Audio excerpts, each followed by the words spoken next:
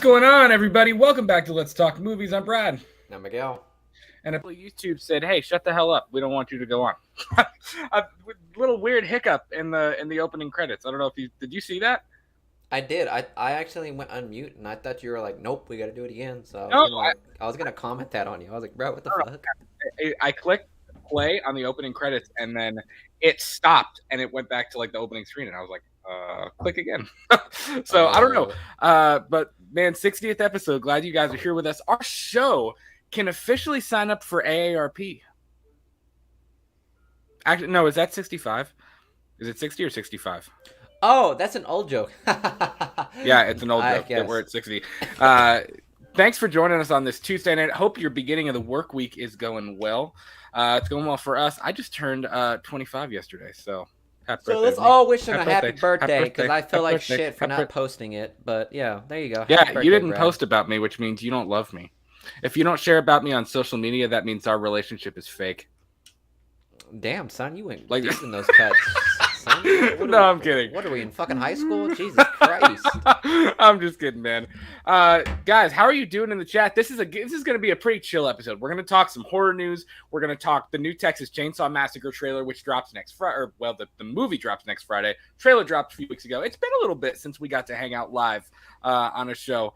We're going to talk some new TV series that are coming. We're going to talk Halloween Ends. We're going to talk some Godzilla stuff that came out, which is pretty dope. We're going to talk The Last of Us, whole bunch of different things. So before we do any of that, Miguel, buddy, happy Tuesday. How we doing? I'm doing good.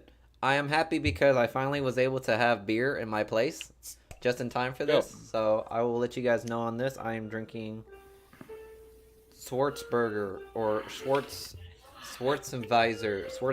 I have no fucking clue, but it's out of. I'm saying the name, but it's from Schwarzenegger. Anyways, that's the name, but it's coming from Kansas, which is probably the most contradicting shit I've ever seen. But oh, yeah, that's beer from a buddy of ours that actually got Miguel at. Yeah, so it was okay. I had a really black porter one, and it wasn't. I don't mind dark beer. But it was strange. Like, I feel like if it was the first thing I would have drank, it probably would have put a weird taste in my mouth. But at least I was like a couple in, so at least it wasn't like, you know, what is that one? The black lager. Oh yeah, that's what I had. Yeah, do you like it? Talking about this one? Yeah, do you like it? Oh yeah, taste test live on the show. What do we think? Sorry, guys, I gotta chew it. It sounds like you're slapping water. No, that's what it means. That's what it means to chew. Apparently, I've been to distilleries, and they said when you try the whiskey, just chew it. And I was like, how do you chew it? Because my dumbass literally went like a dumbass, and I swear to God, water's like spilling out of your mouth. Yeah, Bob, 64-year-old white man that was distilling liquor for like 20 years was like, okay. No, but apparently you're supposed to like click your tongue or whatever. I don't know what it was. But if you guys ever hear this again, if you guys catch this podcast later on in life and you hear what I'm saying right now, please correct me and call me a dumbass, because that's what I do now. Yeah, but it tastes good. I like it. It's different though. Are you sure you're not talking about the other beer that you had that night? Because we got to hang out, last week, and he tried this beer. It was like black. I swear to God, it looked like tar.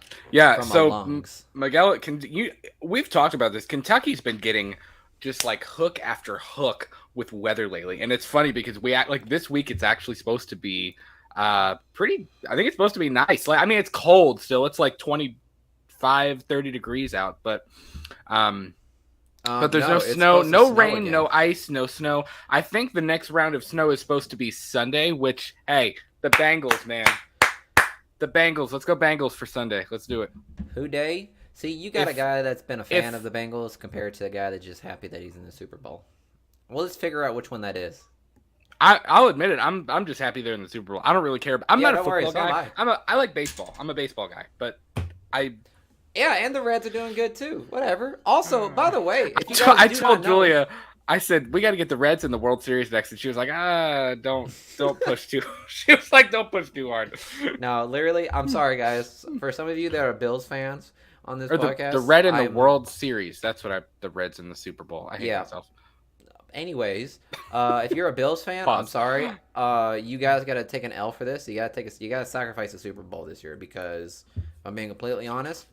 It's a big deal. The Bengals literally have not been in the Super Bowl since like 1988 or something like that long ago, and they are dedicating this win to Harambe. And if you guys don't know, I saw that. Harambe was the gorilla that was unjustifiably shot in his own cage. So, and since his death, the world has never been the same. His death has cursed this world for over That's the decline. Years. The decline of everything happened with decline Harambe. of our civilization. Some people say it was a Mayan calendar. Nope, it was the death of our homeboy Harambe. Well, the Mayan calendar was 2012, though, right? I know. Everyone thought the world was going to go to shit then. No, it wasn't. It was the death of Harambe. So, with that being said, Betty White sacrificed herself at the end of the year to help. And then the Bengals win the Super Bowl will appease the curse of Harambe, thus freeing us from the bullshit that we deal with every day. We will start COVID 2020. COVID. We will start 2022 with a free, clean slate after the Bengals win. I'm calling it right now. I am not trying to make light of COVID by any means, but what if like the Bengals win is just like the world just completely rids itself of like all the crap that's gone on in the last 2 years? Like it just like wipes the last 2 years clean. Who knows? I'm just saying. Dude. In the blood. Kobe threw the layup. Betty White sunked it, and then the Bengals are gonna touchdown it. I don't fucking know what I'm saying right now. Yeah, well, I mean, it's a really big deal though. Like even people around here, like it's school on Friday. We're supposed to wear all Bengal stuff or football stuff, and like I know a lot of school districts, like Cincinnati, obviously they've closed school on Monday. A lot of school districts in Kentucky, in Ohio, and in Indiana, like kind of especially like the tri-state area, but like even around like all around Kentucky and all around Ohio and Indiana, like they've canceled school. Like for people in that like circle radius, like the 3 states surrounding Cincinnati, like it's a really big deal because there are some diehard. It was funny. I was talking to my dad about this, and he was like, you know, the Bengals have sucked for a really long time. He was like, but I got to hand it to him. He said there are some diehard Bengal fans, man. Like they will die on that hill. Like they will die a Bengals fan. It doesn't matter how terrible they are. They will die on that hill. The Bengals had single-handedly the worst season they've ever had in franchise history last year. And they're still diehard fans. Like they said was, well, we hit rock bottom, so I guess all there is to go up. Well, I feel like you somebody gotta love said their tenacity. I feel like somebody said their record was so bad. They broke records for how bad they were. Like they had like one of the worst seasons in NFL history. And now suddenly they're in the Super Bowl. So it's just like completely like flip the switch. I just flipped the switch. Whoop. Like the whole like it's just night and day. So I don't know. Sierra's in the chat. Happy birthday, buddy. Thanks, there you Sierra. go. Love you got your one Thanks. happy birthday. I hope you're happy, buddy. Well, at least somebody cares. At least someone cares about me. No, I'm kidding. No, I'm kidding. So let's, Miguel, what do you want to talk first, man? By the way, this is a full-on Q&A as well. Anytime you guys have a question, drop it in the chat. And again, as always, if you're listening after the fact, you can tweet at us at We Talk the Movies. Same handle on Instagram. Tag us on something. Tweet at us with a question. Anytime you want to talk, we're all ears. The hotline is going to be up and running next week. Let's talk. No, I'm kidding. That'd be pretty dope, though. I was so confused. I was like, did this man really just start a fucking hotline without me knowing? Yeah, it goes through the U.S. government. Okay. I about said, like, if I was going to start getting, like, random calls on my phone, and you do too, and I'm like, bro, who the fuck are all these people calling me? And Brad's like, you know what? I just thought we'd do a hotline. Bro, that's what we should do with spam calls. Every time you get a spam call, be like, I was like, hello, Brad, let's talk movies. How can I help you? I was literally about to lose my shit if he was like, you know what? That's a good idea. And I'd be like, oh, I'm out. I literally would have been like Shark Tank. I hit the wrong button. I hit mute instead. There you go. All right. So again, feel free, drop a question anytime you want in the chat. Miguel, you want to talk your boy G first, or you want to talk Texas Chainsaw, Halloween? What do you want to talk? I'm feeling jiggy tonight. It's like that good old clean Will Smith rap. I'm ready to roll. Let's get talk jiggy about with G. it. Na na na na na na na na na. Okay. Couple of cool things that came out. Let me go over here and share my screen. About Miguel's boy G. Apple TV lands a Godzilla and Titan series based on Legendary's MonsterVerse. Now, I'm not gonna lie, I don't know about you, I didn't see this coming. Hello, you were close. I didn't see that coming at all. I didn't think they were, because we really haven't gotten any news about the MonsterVerse post Godzilla versus Kong. Like, there was a rumor about a Son of Kong movie, which we have a couple videos about that on our channel. We weren't super big fans of that. There was even a rumor about a Destroyer, even maybe possibly like a new trilogy or a couple of movies where, you know, it's basically like they're kind of combining like the Destroyer storyline with like Godzilla Save the or is it Godzilla Save the Earth? Or Godzilla Destroy All Monsters, or Destroy All Monsters. Yeah, like it's basically like a storyline with Destroyer that was actually also supposed to use Kong in there as well. Like, I don't know, there were a few different things that got tossed around, but let me go back to this screen here. There it is. Perfect. Apple TV lands Godzilla series. Miguel, what do you want out of a Godzilla series? I mean, it's kind of a different direction for the MonsterVerse. How can I best say this? So pretty much, if I'm not mistaken, this was introduced like about a couple weeks ago, and they said it was going to take place in between Godzilla King of the Monsters and Godzilla versus Kong. That's when it was supposed to happen. And I think a lot of people got like a little upset with that because they were thinking like, well, I mean, like, that's stupid. We kind of want a continuation after Godzilla versus Kong, but right. I'm not sure. In the grand scheme of things, like, how can I say this? In the beginning of Godzilla versus Kong, they literally just threw like a bracket. They did like a bracket montage. I don't know if you remember. They really did. They really did. They were like Godzilla versus this X. King Kong versus this X, Godzilla versus this X. It was just all the other monsters that they've killed, like that they've just introduced, and then they just decided to kill it off. So I was like, okay, sure, I guess. I mean, it would have been nice to see them, but it looks like this is going to be based off of is just, you know, them. I think as a group, either like a group trying to like, or a monarch, a certain subsector of monarch is like trying to like follow Godzilla. It could be like Millie Bobby Brown's father that's, you know, just decided to just, you know, keep watching him after the events of King of the Monsters. So I like the idea. I don't know. I wasn't able to read much more about it other than the fact that I think they are going to introduce more monsters or if they're just going to recycle old ones. Yeah. I know that Toho and Legendary are still talking about you know, acquiring the rights, or like Legendary acquiring rights from Toho, because I'm pretty sure some of them are starting to expire, if I'm not mistaken. So that's the main reason why. Yeah, that's also the main reason why they had the Mutus, because they had the rights to Godzilla. Like, that was quick, but that was pretty easy. But all the other monsters, on the other hand, they were a lot harder, or took a lot longer to do. And plus, I'm pretty sure, like, if you were gonna get a Toho franchise going in the United States, what other monster than Godzilla, obviously? Let's see. Who owns the rights to King Kong? Warner. Okay, so Warner Brothers still owns. Well, it's Kong. Kong is because I know Universal did, like, 2005.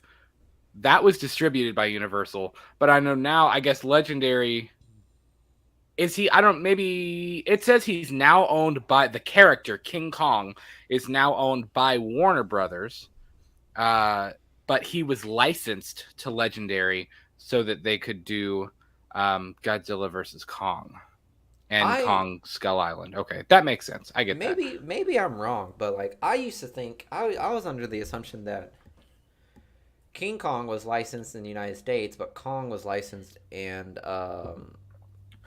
Toho. I thought that was like the name differential that they had, because obviously they couldn't do that and they needed to do a crossover, so they just pretty much licensed a new name for him. So right. Well, and if you think about it, like, I had at first I had wondered why it was Godzilla versus Kong. Like, they only called him Kong. Because if at first I was like, well, maybe they purposely did that. Maybe this is the movie where he becomes King Kong. But of course, they didn't do that. So it was like, is it a rights issue? But at the same time, they said the entire point of the MonsterVerse was to do Godzilla versus Kong. Like, Godzilla versus Kong was kind of like what they were moving towards. So that's why it's like, that even opens the question of like, well, what comes after? Like, what's next for either of those characters after Godzilla versus Kong, if this is kind of your end game, you know? Yeah, and that's kind of, and I'm pretty sure the reason why they're doing, I will say this, I'm pretty sure the reason why they're doing a series instead of just doing like another movie is primarily because Godzilla is such a fringe, has such a like a, what's the word? It has such a cult following that any other titles that may come into play would attract so many Godzilla fans, but it wouldn't attract many general audience members because historically speaking in the franchise, King Kong versus Godzilla is without a doubt one of the highest grossing movies in that franchise. Oh, well, yeah. Like 1972, if I'm not mistaken. That was the highest grossing installment in that entire franchise. Over 60, 70 years. It's arguably... And it was a movie in 1972. It's still the highest grossing.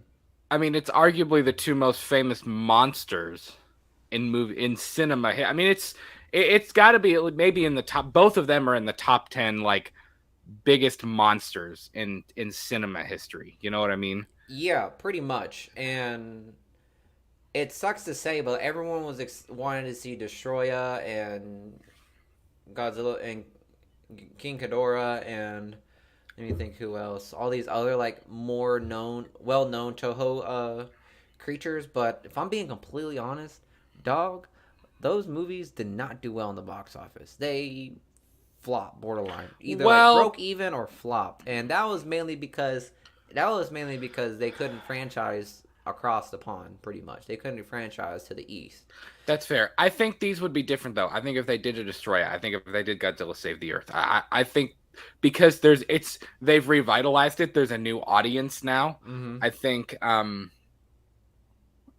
they would it would probably go well better. It would probably go over well. A lot more better. I don't know what It'd probably go over English is hard. It would go over better, I think, now because they've widened their audience. They have a bigger audience now and more to they have more people to generate an audience. There's more of an audience to broadcast it in different countries and to especially in the US and Japan. Because those are, that was even kind of we even talked about that, like the original Godzilla versus Kong was kind of King Kong was an American thing.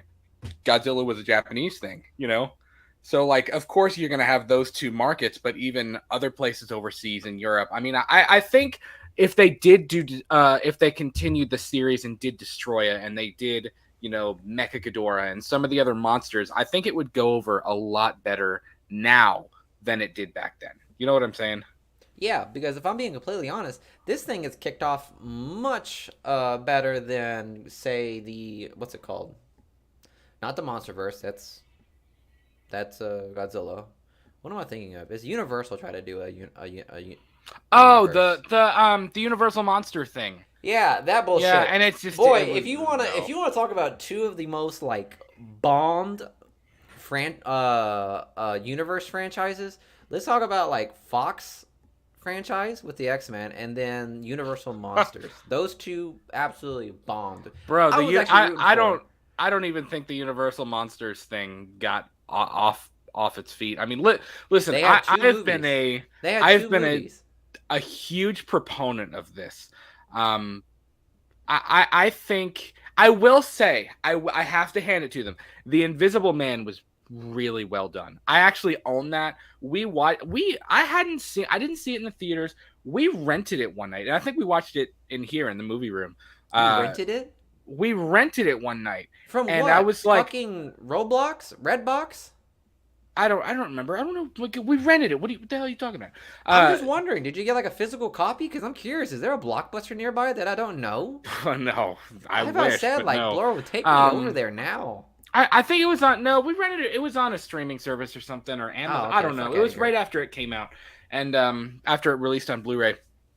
The Invisible Man was done very well. Like they brought it into the 21st century, but it stayed true to what it was. It was suspenseful. It was actually kind of scary. Like there were a few points in that film where we were like, I mean, I actually, there was one point, they're sitting in a restaurant and things, it goes down, and I was like, holy shit. Like it was a big deal.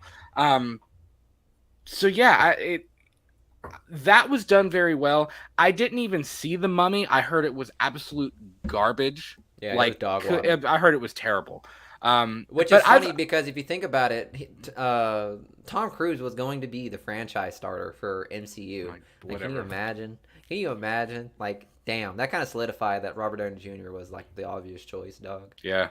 Well, I've always been what I was saying. I've always been a huge proponent of like I think that there is a cool way to do all of the Universal monsters. Like even if you did like Dracula, like I think there's a cool way to do Dracula. Like bro, I'm sure if you got Dracula Untold.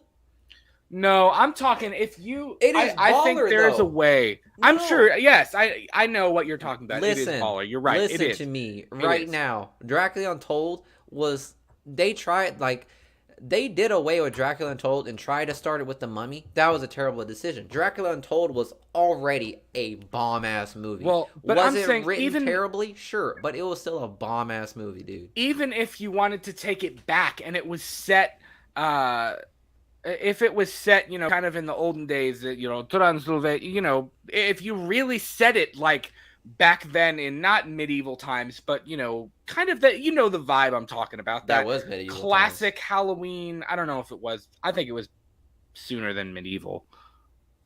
It was past medieval. I don't know. Who knows? You know what I'm talking about. But even if you wanted to remake it in that time period, I'm sure you could find a director that would do that justice. Like that would honestly do that story justice, and you could make a scary Dracula movie. Same thing with the Wolfman.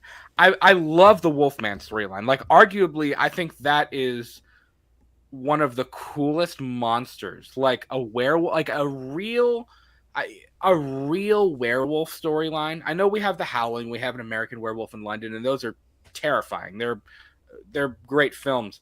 Bro, the Wolfman was scary. What the fuck you mean? Wolfman was scary. You're right. Yeah, but I think there's and what's it called? What's his name? The Wolfman was great. Who the fuck played the Wolfman? I don't. I'd have to. I forget. He was slated to come back as the Wolfman. Bro, you don't understand. They literally did a photo shoot of everyone involved in Universal Monsters, the same way the Marvel Studios did the MCU thing with like all 50 or 60 some of the people. They all sat down. They took a picture together. They did that for Universal Monsters. It had Tom Cruise. It had the Wolfman. It had Old Boy from Dracula Untold. It had a bunch. It had the Invisible Man too, who I don't know who it was gonna be played by, but it was gonna be played by someone like well known. I forget. I know Elizabeth Moss was the main character. Yeah, but like they had it ready to go, but when the Mummy just bombed, they said we gotta drop this now. There's nothing we can do. But see, I don't know why they started with the Mummy. Like why? Like start with Dracula, start with the Wolfman, start with Frankenstein. That would be a hard one. I will say if you're going to do the Universal Monster thing, I think Frankenstein would be kind of tough. What are we talking about? Rob Zombie's about to do one. Okay, that's the Monsters though. That's not a legit Frankenstein story. Could you imagine if Rob Zombie did Frankenstein? Bro, that shit would be grimy as fuck. We're gonna start a crowd campaign right now. Rob Zombie needs to reboot the Universal Monsters. Might as well. You know what? Hold on. What are the odds of that coming back in the next 5 or some years? What, Universal Monsters? Yeah. I don't know. I almost think I don't know. Part of me is like, what they did with the Invisible Man is really cool, and they brought it into the 21st century. But another part of me is like, if you really went all in and kind of set them in an old, like that olden days black and white, but not time period, like I think that could be really cool. Like, but it would have to be, again, you'd have to find the right director. It would have to legitimately be scary. I mean, there'd be a lot of factors, and I doubt that they would ever do that.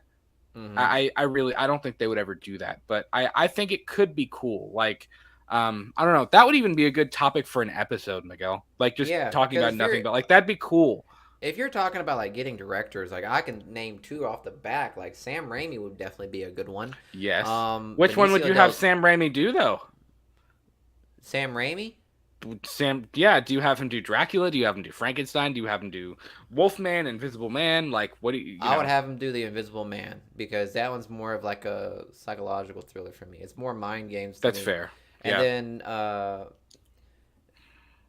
Guillermo del Toro should obviously do The Wolfman or keep The Wolfman like already. Like keep that. And then it's too old though. They won't do that though. They wouldn't do that. So it's too old. It's so. I know it's good. I know. I completely agree, but they wouldn't do that. Wait, what are you talking about, bro? Spider-Man 1, 2001 is officially the first MCU installment. Okay, that's different. Fuck though. off. That's not that Universal Monsters. That works. The MCU. It can work though. Tobey Maguire's Spider-Man is literally older than the fucking Wolfman, so it can work. It can work. I'm just saying. But, I don't know. That's a good discussion, though. We might do an episode on that at some point. There you go. This entire episode is going to be about us coming up with episodes to talk about. Yeah.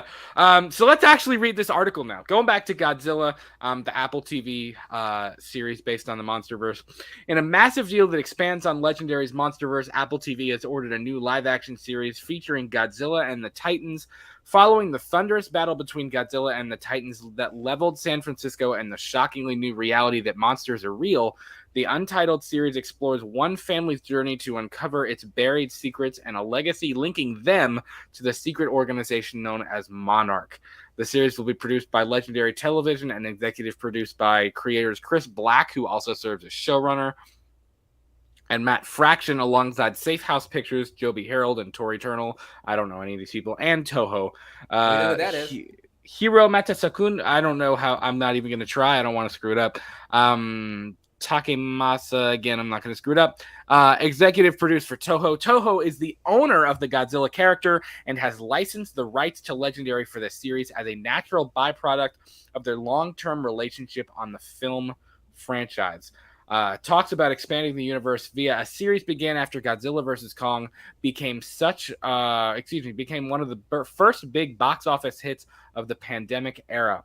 Legendary already is developing the next untitled film set in the multiverse. The multiverse. I hate everything. The Monsterverse. Blah, blah, blah, but saw potential in developing a series and began talking to buyers that were interested. Apple showed immediate interest, and it looks to add more branded IP to a slate of original TV series that continues to grow, and a deal was soon struck to start development on the series, beginning in 2014 with Godzilla continuing. We already know this stuff. The series will premiere globally on Apple TV alongside an expanding offering of sweeping world-building dramas, including the upcoming Wool, based on Hugh Howey's New York Times bestselling trilogy. Yada yada yada yada yada yada yada yada yada. So yeah, Godzilla series coming to Apple TV, man. I don't know why. I again, it's about money. I get it. Apple TV probably offered them the most money for it. I'm not going to get Apple TV for this. I don't have Apple TV now. I'm not going to start paying for it for a Godzilla series. I'm sorry. Bro, streaming service is just the way of the future. Bro, you realize Ricky Gervais said it best. He said he doesn't know why he's doing the Emmys right now because the Emmys should just be about 30 minutes of them saying, congrats, Netflix. You win. Everything. Because everything is on like streaming services. Like, fuck NBC. Fuck all that other television stations. Like, it's literally going to be Apple, Hulu, Spotify, and Netflix. Like, they all have their own original series. So, like, that's all we honestly fucking care for. Speaking of Netflix, this is completely off topic from the Godzilla thing. We're on episode 6 of 8 of The Woman Across the Street from the Girl in the Window on Netflix. Have you seen that? It's a new like horror thriller series on Netflix. It's literally called, I think that's what it is, The Woman Across the Street from the Girl in the Window. I think it's a play on like Rear Window and the woman in the window and like a couple of different of those like thriller psychological horror things, bro. It's weird. Like it's good. I thought it would be more straight thriller suspense, but it's got this like it's got a weird tone to it. Like I don't know, it doesn't know if it wants to be really serious or if it wants to be like or I it played like everything is played off like a serious drama, but it's got little things like some of the decisions that the characters make. I'm like, what?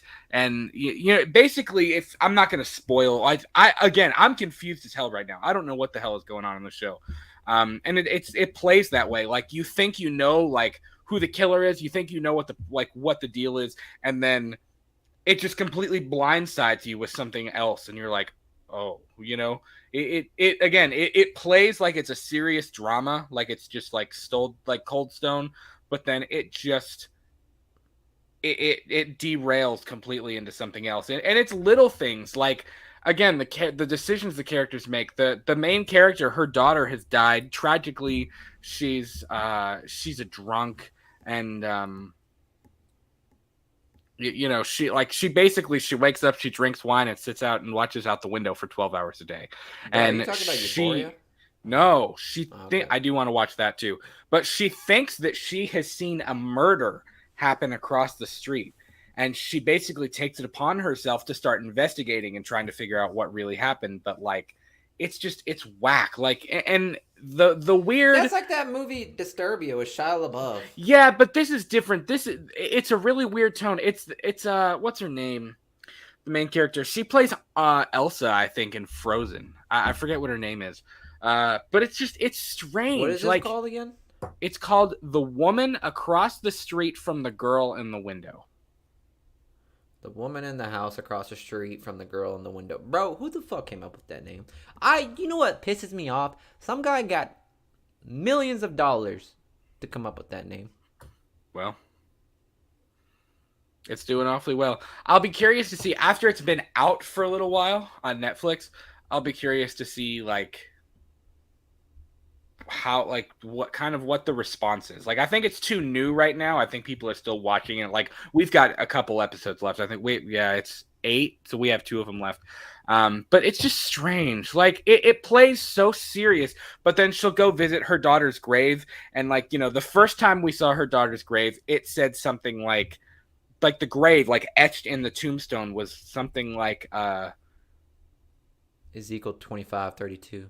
no, it said something like righteous, if love could have kept you on this earth, you would still be here, or something like that. But then the next time, like, it showed it in this episode that we just watched tonight, and it was like, there's no I in heaven. And it's like, what? Like, what does that even mean? Like, I don't know. I know, like, it's just strange, but it plays it completely serious. So I don't know. It's got a very weird tone. If you've watched it, guys, let us know in the comments what you think of the woman across the street from the girl in the window. So I don't know. I don't know where this is going. I don't know how it ends. I think it's a limited series. Like, I think it's just gonna be 1 season, but it's pretty interesting. Yeah. Speaking of interesting things, Miguel, I actually got I didn't tell you about this purposely, and I got this story because I thought you would think it's hysterical. If you're a Godzilla fan, if you've watched our show for any length of time, we really want to do commentaries for King Kong 2005, which is an extraordinary movie, possibly in the top 100 best movies ever made. And then you also have Godzilla from 1998. Which I actually like. I think it's fun. I want to make Godzilla from 1998. Yeah. Miguel, this was Pretty just for you, much. buddy. So let's read through this article real quick. Roland Emmerich is best known for helming Independence Day as well as Stargate, The Day After Tomorrow, 2012, and more. Emmerich also directed Godzilla from 1998, which was met with harsh reviews, earning a 15% critic score and a 28% audience score on Rotten Tomatoes. I'm sorry, it's not that bad. It's not a 15%. Would you think it's 15? Bro, this movie came out No, like it's not. a couple months after Jurassic Park.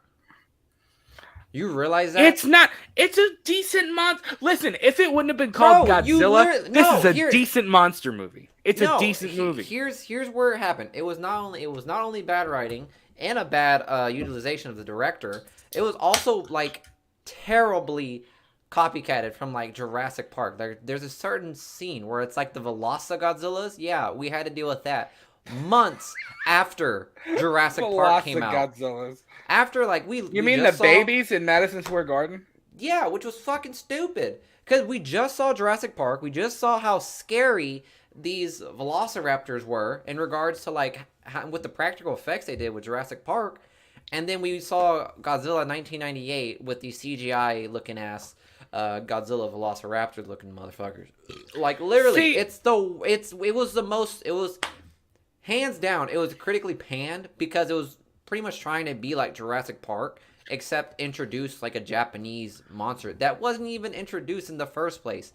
That director, yeah, he dead ass said like, I didn't want to do the movie, and he intentionally said, I don't want the big belly fucking Godzilla. I want to make him a lizard. And I was like, bro, that should say plenty enough that this guy is not gonna do a good job. If I was this age, and if I was 25 in 1998 and I was reading up on this movie, I would have already said from the get-go this movie was going to be trashed.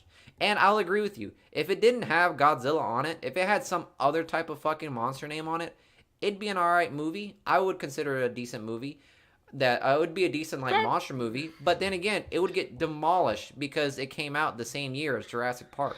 See, for me, I thought didn't Jurassic Park come out in 97? I don't fucking know, but people were fucking saying like how the baby Godzillas were so similar to the Velociraptors in Jurassic Park that they didn't really like it. They was like, okay, it's been done. I don't know. That's one of the reasons why it was critically panned too. Listen, for me, Godzilla 98 is probably one of my favorite monster movies of all time. Like it's a fun watch for me. Like it was on in the gym. I went to the gym one morning. We didn't have school. It was a snowy morning or whatever. And it was literally like it was on the TV, and I was sitting there like on the treadmill running, watching Godzilla. And it was the point where what's his name? They're sitting and they're trying to get Audrey to broadcast from Madison Square Garden so everybody can see. Like they're gonna pan and show everybody all of the hatching eggs, and there's all of the baby Godzillas walking around in Madison Square Garden. And the guy, he's got the camera, and he like opens the blinds, and the one lifts his head up, and it's like eating popcorn or whatever off the ground. Like that was where it started. So like from there on, and it's good, man. I don't think 98 deserves the hate that it gets, because diehard Godzilla fans hate Godzilla 98. We fucking hate it. That would be my hell, sitting down and have to watch 1998 Godzilla. That definitely. See, I like it, man. I like it. Now, compared to Kong 05, I know. Again, Kong 2005 is arguably one of the greatest movies I've ever Bro, made. when Kong 2005 came out, I swear to God, people were thinking, oh my God, we're going to get King Kong versus Godzilla again, but it's going to be the Zilla 1998 one. I heard someone say that to me, and I swear to God, I thought I'm dead. It was on site. I swung on him. I was like, don't you dare disrespect that franchise again. But yeah. Disrespect who? Godzilla. He's over here rolling in the bottom of the sea. Thanks to fucking Tuna Head that got shot down by some fucking missiles. Bro, dead ass. Godzilla's got hit with fucking a nuclear blast. It's a good question. Shook it off. It's a good question, though. Who would have won, 05 Kong or 98 Godzilla? Oh, it's answered already. You probably hoped that Kong would have won, but... Oh, wait, what are you talking about? Who would have won, 2005 King Kong or 1998 Godzilla? Oh, I'd let Kong win that one. Anything to kick that tuna fish ass. So you'd want Kong to win that one? Hell yeah. The size comparison, though, because really Kong wasn't that big. He was only about 50, 60 feet tall in that one. Oh, we'll do the fucking Monsterverse thing. It was like, he's just a child. So he had more to grow. That doesn't work for that one. That doesn't work for that Kong. That Kong, see, they did... That's the thing, though, is because if you look at the original Kong, he stood on 2 feet. He was almost he walked like a person. The Kong in 2005 actually was kind of more like a gorilla. He was like an oversized gorilla. Like that's what he was, you know? I mean, he did kind of walk around on 2 feet too, and he, you know, he acted like Kong, but he was a gorilla though. That was what he Kong was. had a fucking 6-pack. Peter Jackson's had a beer belly. Yes. As simple as but that. He was still badass though. Yeah, sure, he was badass, yeah. He was like that 50-year-old uncle that like got tired of the kids running around his block, so he just swung on them. You know what I mean? My man took on 4 T-Rexes at once and won. Yeah. He killed all 4 of them. And literally, it almost dead ass looked like me holding my Doritos Locos Tacos against like 3 Chihuahuas. That's what the scene looked like. I mean, listen, he had Anne on a branch. He had 1 T-Rex by one hand, 1 by the other hand, and homeboy even stuck his foot out and grabbed the other one. Yeah. Because, you know, gorillas got that opposable feet, too, which is dope. And he had 3 T-Rexes and then ended up jumping off of a cliff to escape the 4th one and save her. Like, that's dope. That's pretty dope. Fucking hilarious, yeah. I think... I remember I was so hyped for Godzilla versus... No, I was so hyped for Peter Jackson's King Kong. Mainly because, like, I don't know. It was just... We haven't gotten a Godzilla movie in a long time. We haven't gotten any other monster movies in a long time. Any other monster movies we've got since then were pretty trash or, like, subpar. So I was really hyped for Eighth Wonder of the World, King Kong. But I will say that the Eighth Wonder of the World, King Kong, was so good because it pretty much just created the original, like, I forgot when that movie came out. King Kong? Like, what year did the first one come out? The original? Yeah. 1938, I believe. Yeah. It pretty much did like a carbon copy, but just added more storytelling to it. It created that universe so well. And 1933. I was wrong sooner. Fucking hell, was Betty White alive back then? I don't know. I don't know either. He was stop motion though. I know, right? That's what's so dope is the fact that we got look how big he was. Kong Damn. In 1938, and then we got the fucking CGI, which still holds up to this day. It still kind of holds up, if I'm being completely honest. Fair. Peter Jackson's like King Kong, the CGI kind of holds up still, and I'm pretty impressed with it. Oh, I mean, listen, you got to think, like, I will never forget watching Peter Jackson's King Kong in the movie theater for the first time. Like, I remember going and seeing that movie, and it, like, there aren't too many theater, like, I think everybody's got certain theater experiences where they're just like, it just takes your breath away. That was one of the first movies that I remember, like, it had a real, like, impact on me. Like, that movie blew me away. It solidified your love for movies, didn't it? Well, it was one of those movies that really did. It was one of the things that, so, like, it really, like, it made me fall in love with movies. I mean, still to this day, I tear up at the end of that movie. Like, when they're shooting him and, like, it's like, you know how it's going to end. Like, you know he's going to die. But when he's all bloody or whatever, and, like, the planes are coming back at him, they circle around, and he stands up and, like, roars one last time, and Anne is screaming. I'm not going to lie. Every time I watch that movie, tears come down my face. Damn. Because it's like, you know he's going to die. But, like you said, he's that heavy uncle, and he's just like, you know what? I'm going to take it. I'm going to do it. Yeah. I'm gonna roar till our last breath. You know what I mean? And he just takes it like a man. And the way he even like when he kind of falls and stops and he looks at her and she like grabs him and his eyes just roll back.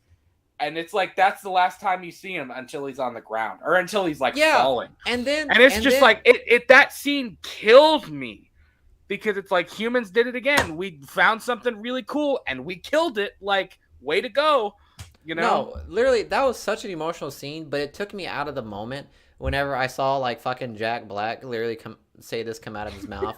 It was beauty that killed the beast. Well, I was like, no, the fuck it wasn't. That's like, the no, the line fuck from it the wasn't. original. That's one of the most iconic lines in motion picture history. Bro, it was 15 to 2,000 bullets seeping through his fucking chest that killed him. The fuck you mean? It wasn't beauty. The fuck out of here. The guy even says, like they're taking pictures of him and they're standing on him or whatever, and the guy says, the planes got him. And Jack Black is like, no, it wasn't the planes. He was really fishing for an Oscar right there. He was fishing for that Oscar just to say that line. I swear, after he said that and the director said cut, he was like, that's it. You know, everybody on the set went. Yep, I 100% believe that. And it's funny because you have to remember that movie when King Kong 05 came out. That was at the time. I think it's been surpassed now. But at the time, no motion picture had ever had that high of a budget. That film had the highest budget of any movie ever made at the time. So they had buku bucks to work with that. It was something like I don't even. It was astronomical. It was like $500,000. Yeah, because they had to recreate New York City. $500 million. I mean, it was wild at the time. Yeah, Let me see what it was. They had to recreate literally fucking Skull Island from scratch, and then make New York City look like 1920s New York City, which, by the way, was absolutely phenomenal. Yeah. Like, New York City looked dope. It looked like The Great Gatsby minus the Kanye West. Yeah, its budget was almost $250 million. And to put that into perspective, King Kong Lives only had a $10 million budget. Kong Skull Island only had a $185 million budget. I mean, it had a big budget. Like, it had a really, really big budget. So, I mean, it was a big deal. You know what I mean? That movie was a big deal. I actually saw a big gamble. Like, I swear it was. Oh, yeah, but it made its money, man. It's, I believe that's one of those movies that's been, like, vaulted, I mean, it's that Peter Jackson's vision for that movie was, it was amazing. I mean, it was absolutely amazing. The video game even. I played that video game through at least 20 times. Do you remember how good the video game was?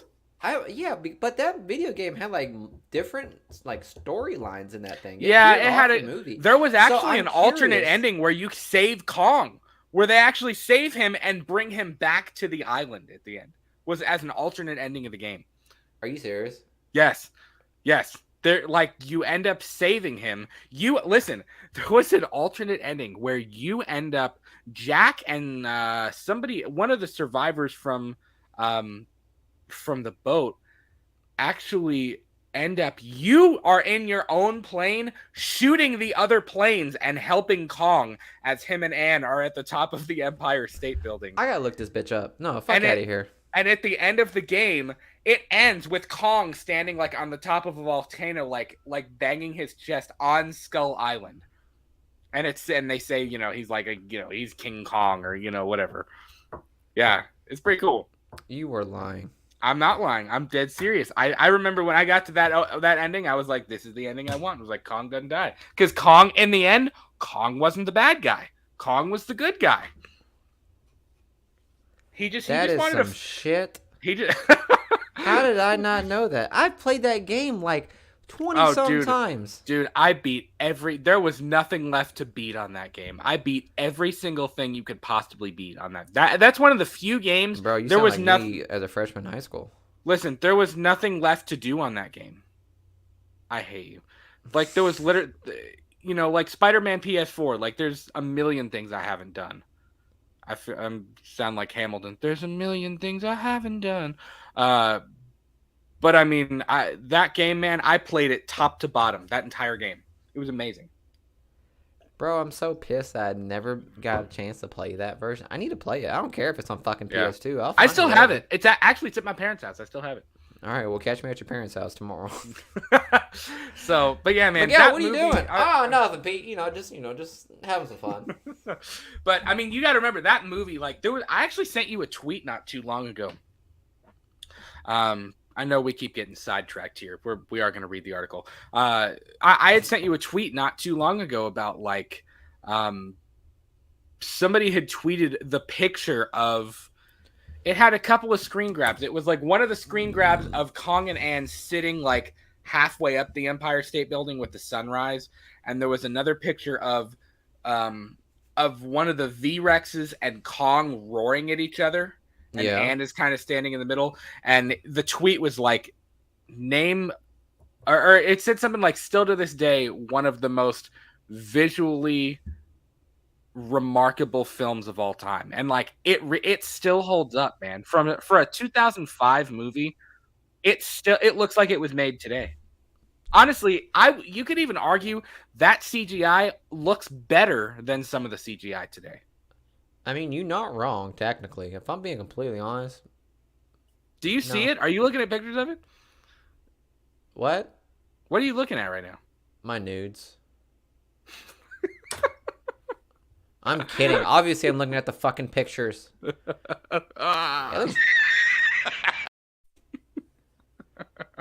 How can I say this? I would be the Kong in like Godzilla versus Kong. That Kong is still younger than the King Kong in Peter Jackson. Let's put that in perspective right there. Oh yeah, Peter Jackson's Kong is way older. He's an adult. He's an adult at this point. Like look, even all the scars. Like he's got a ton of scars all over his body. Like he's seen some days. You know, he's done some stuff. He's been around the block. He's been through the Great Depression. Yes. Let me see. He's got a 401k, Social Security, damn near the whole nine. He's on AARP. Yeah, he's on AARP.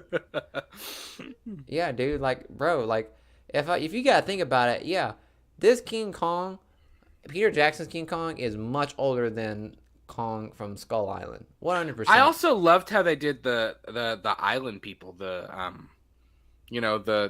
natives on the island. Like that was even really well done, and it was kind of scary. Like it was. I remember they kind of freaked me out as a kid. Oh like, yeah, I'll never the forget way they. I'll never forget whenever he like when one of the old boys that was simping on Anne like hard. Got impaled by an arrow. Oh my god, yeah, that was so fucking scary. Well, it came out of nowhere though. Like they were just walking around, everything was calm, and then suddenly it was like, and they all turned around, and he had a stake through his chest, and it was like.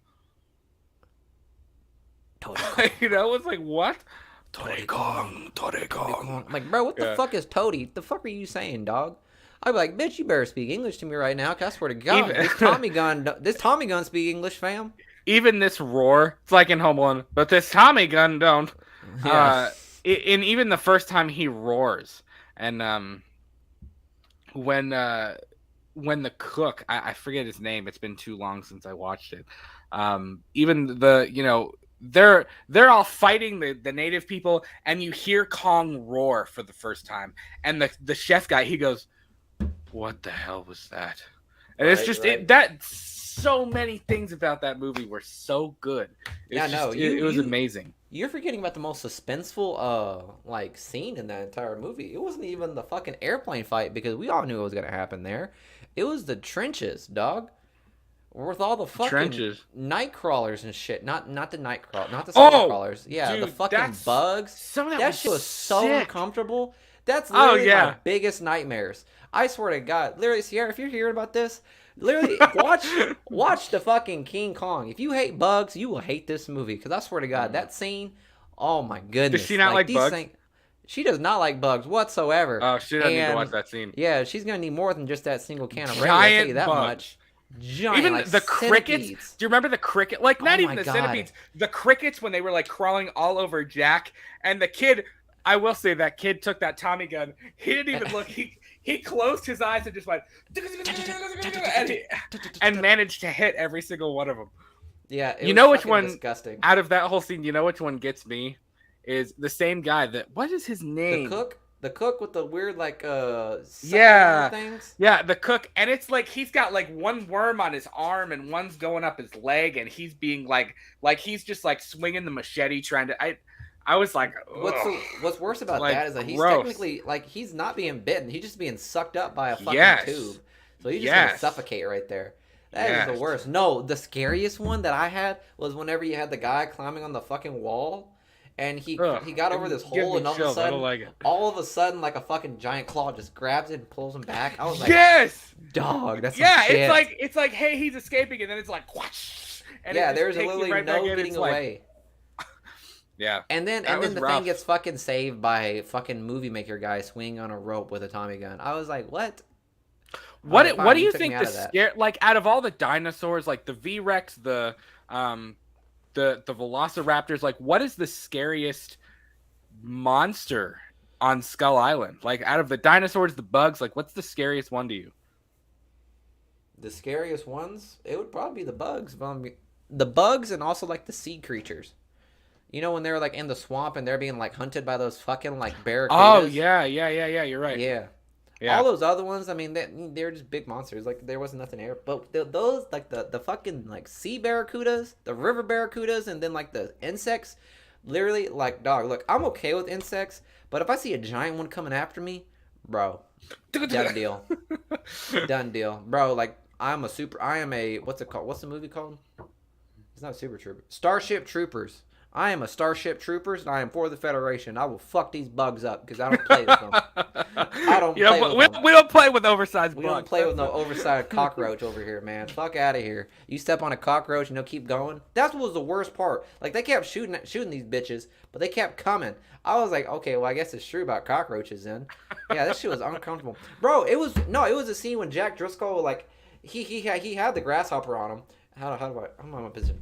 And like the grasshopper, he was like holding like this, and you could just see the bug like facing him. And it wasn't like anything like intimidating. It was just a giant grasshopper. I know it's not, there's nothing like, intimidating. It's probably about not it. even gonna hurt you. It's just the fact that you have a giant cricket crawling over your body, and it's disgusting. That's like literally like that could be anybody's worst nightmare. I can't think of anyone that would say, you know what I want today? I want a giant cricket to jump on me. No one's thinking that at all. Honestly, I think I'd rather get eaten by the T-Rex than the bugs. Yeah, I could agree with that. I would definitely rather go from the Velociraptors or the T-Rex than the bugs. Yeah, I would definitely. I would rather get fucking chomped up by the V-Rex than get fucking sucked in by Mr. Krabs' steroid arms from the wall. Oh, but in the game, the worst part about it was like you didn't have your gun, so you just had to like find some type of bone and just throw it at it. Yeah. Bro, I'd be literally in that one spot where you can keep grabbing bones. Boy, I'd be darting these motherfuckers like the Tommy gun. I'd be like, the thing could be dead by now for like 5 minutes. I'd be throwing at it too because I'm just over here like pissed off of that thing. Yeah. Yeah, man. I don't know. I know you guys are moving in the chat. Thanks so much for being here. Again, any questions you have, this is a Q&A. We're going to talk some horror news like we've been doing. We still have Texas Chainsaw to come. We still have Halloween Ends to come. The Last of Us. Goosebumps, whole bunch of different things. J-Dad says, yo, what's up, guys? Let me guess, Miguel's complaining and Brad's having pins trying to pronounce people's names. You are completely correct, my guy. You are 100% correct. Also, congrats on 60 episodes. I freaking love y'all's channel. Man, thank you so much. I told Miguel our show can officially sign up for AARP. So we're at 60 episodes. 60 of our Let's Talk Movies episodes. If we counted Let's Talk Movie News, if you remember that show and some of the other stuff we've done, we've hit 100 by now. But just of the main episodes that we've done, Cloverfield would kick both. Oh, nope, false. Yeah, false. Get the fuck out of here. Cloverfield? No, I'm sorry. Godzilla and Kong are both done. Listen, going against Cloverfield, Godzilla and Kong are down for the count. They're done. No. Yep, they're done. No way, bro. A fucking Jaeger. A fucking Jaeger could take on a Cloverfield. The hell you mean? Fucking Gypsy Danger would just slice the arms down. Bro, in Kong Skull Island, they literally killed a bug by just slicing his legs.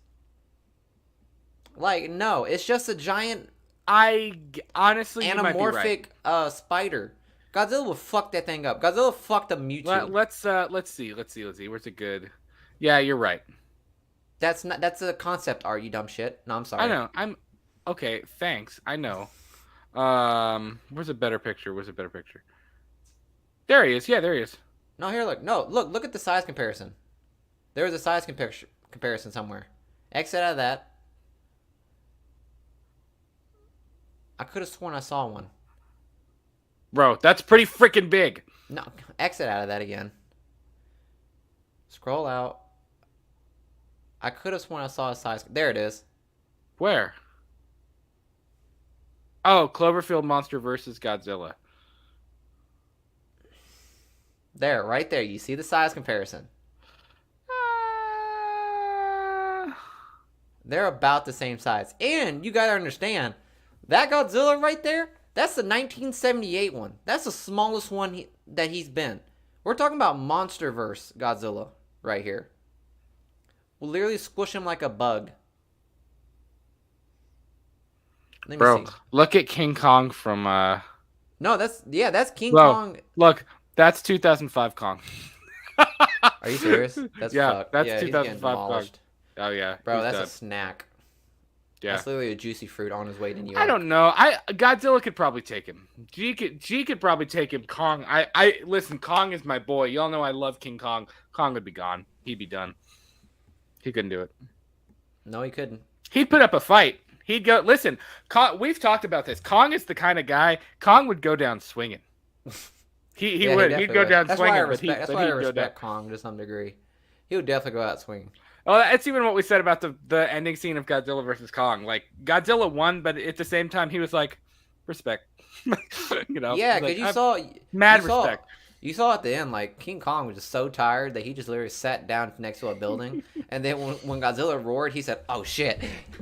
And just quickly got up, like, "Oh, God, I gotta go again." Like, he was ready to go like a third round. And I was like, fuck, man, you gotta give respect to that man. Yeah, for sure.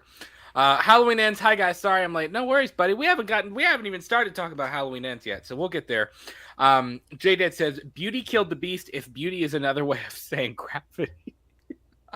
I love gravity. that. Gravity killed the beast. The fall. Could you imagine? Jack Black is like, "Was beauty that killed the beast?"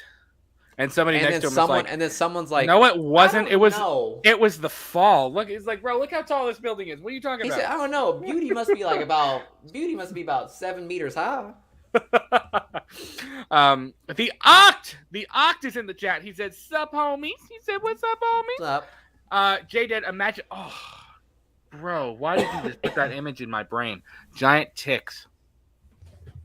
I don't like it. Not about it. Did you just see a tick? Damn. I don't like it. Nope.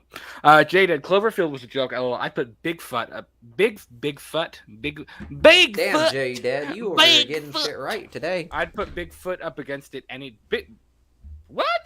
Bro, I think the Cloverfield monster's got a little bit more than Bigfoot going on. The Oct. What are y'all's top 3 favorite TV shows of all time?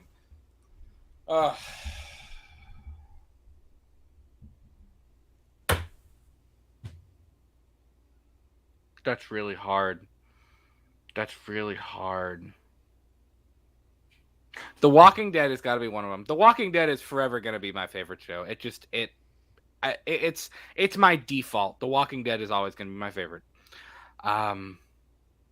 The X-Files is in there. I love the X-Files. The Walking Dead, the X-Files, and it's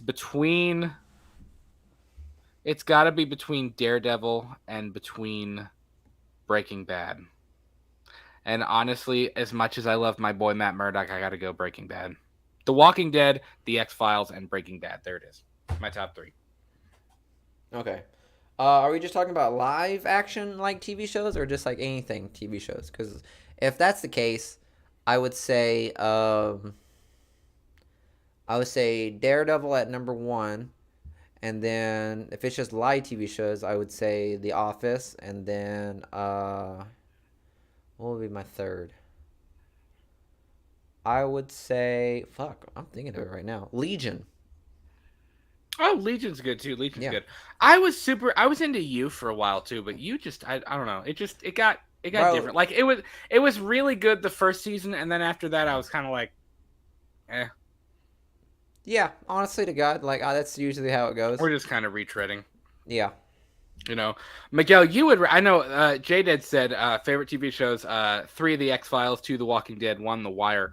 I think you would like the X-Files, but it's just a lot. I get it, man. Like the first time I ever watched my dad was a huge X-Files fan. And we've got a family friend that was a huge X-Files fan. And when the revival happened in 2016 and they did seasons 11 and 12, or they did seasons 10 and 11, I was like, you know what? I'm going to give it a shot. My dad's a huge fan. And they were all on Netflix at the time. And it was between my junior and senior year of college. And I binged every single episode of the X-Files from beginning to end. And if you've done that, you know the X-Files is a lot. I mean, it's 25 episodes a season. And there were 9 seasons originally, so it was 9 seasons of 25 episodes that I binged, and I was just hooked. I mean, it was literally days of just like I would watch like 9 episodes a day. Like I would literally spend the entire day on my couch in the rain watching the X-Files, and it was great. It was marvelous. It was amazing. Son. It's just it's good. It's just a lot. It's a lot of, and it's heavy. Like it's not even. It's not that it's heavy. It's not like Breaking Bad heavy, but it's very like it's a lot of conspiracy. The government's lying to you. Aliens exist. That kind of heaviness. Like it's it's I don't know. So the X-Files is the reason why we have fucking QAnon? No. J-Dad says, I rewatched the X-Files.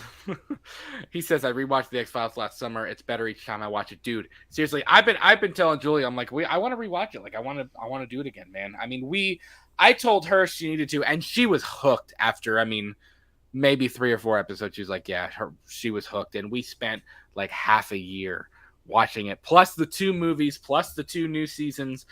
She was pissed at how it ended. She didn't like it at all. Which it's not one of the better endings of a TV series, but what are you gonna do? As good as you're gonna get. Yeah, the Ox says Breaking Bad, The Walking Dead, and Slasher. I haven't heard of Slasher. Yeah, I don't know. I haven't heard of Slasher. Have you heard of Slasher, Miguel? I'm looking it up right now. Slasher. It looks fairly new. What year? There's 4 seasons. Cuatro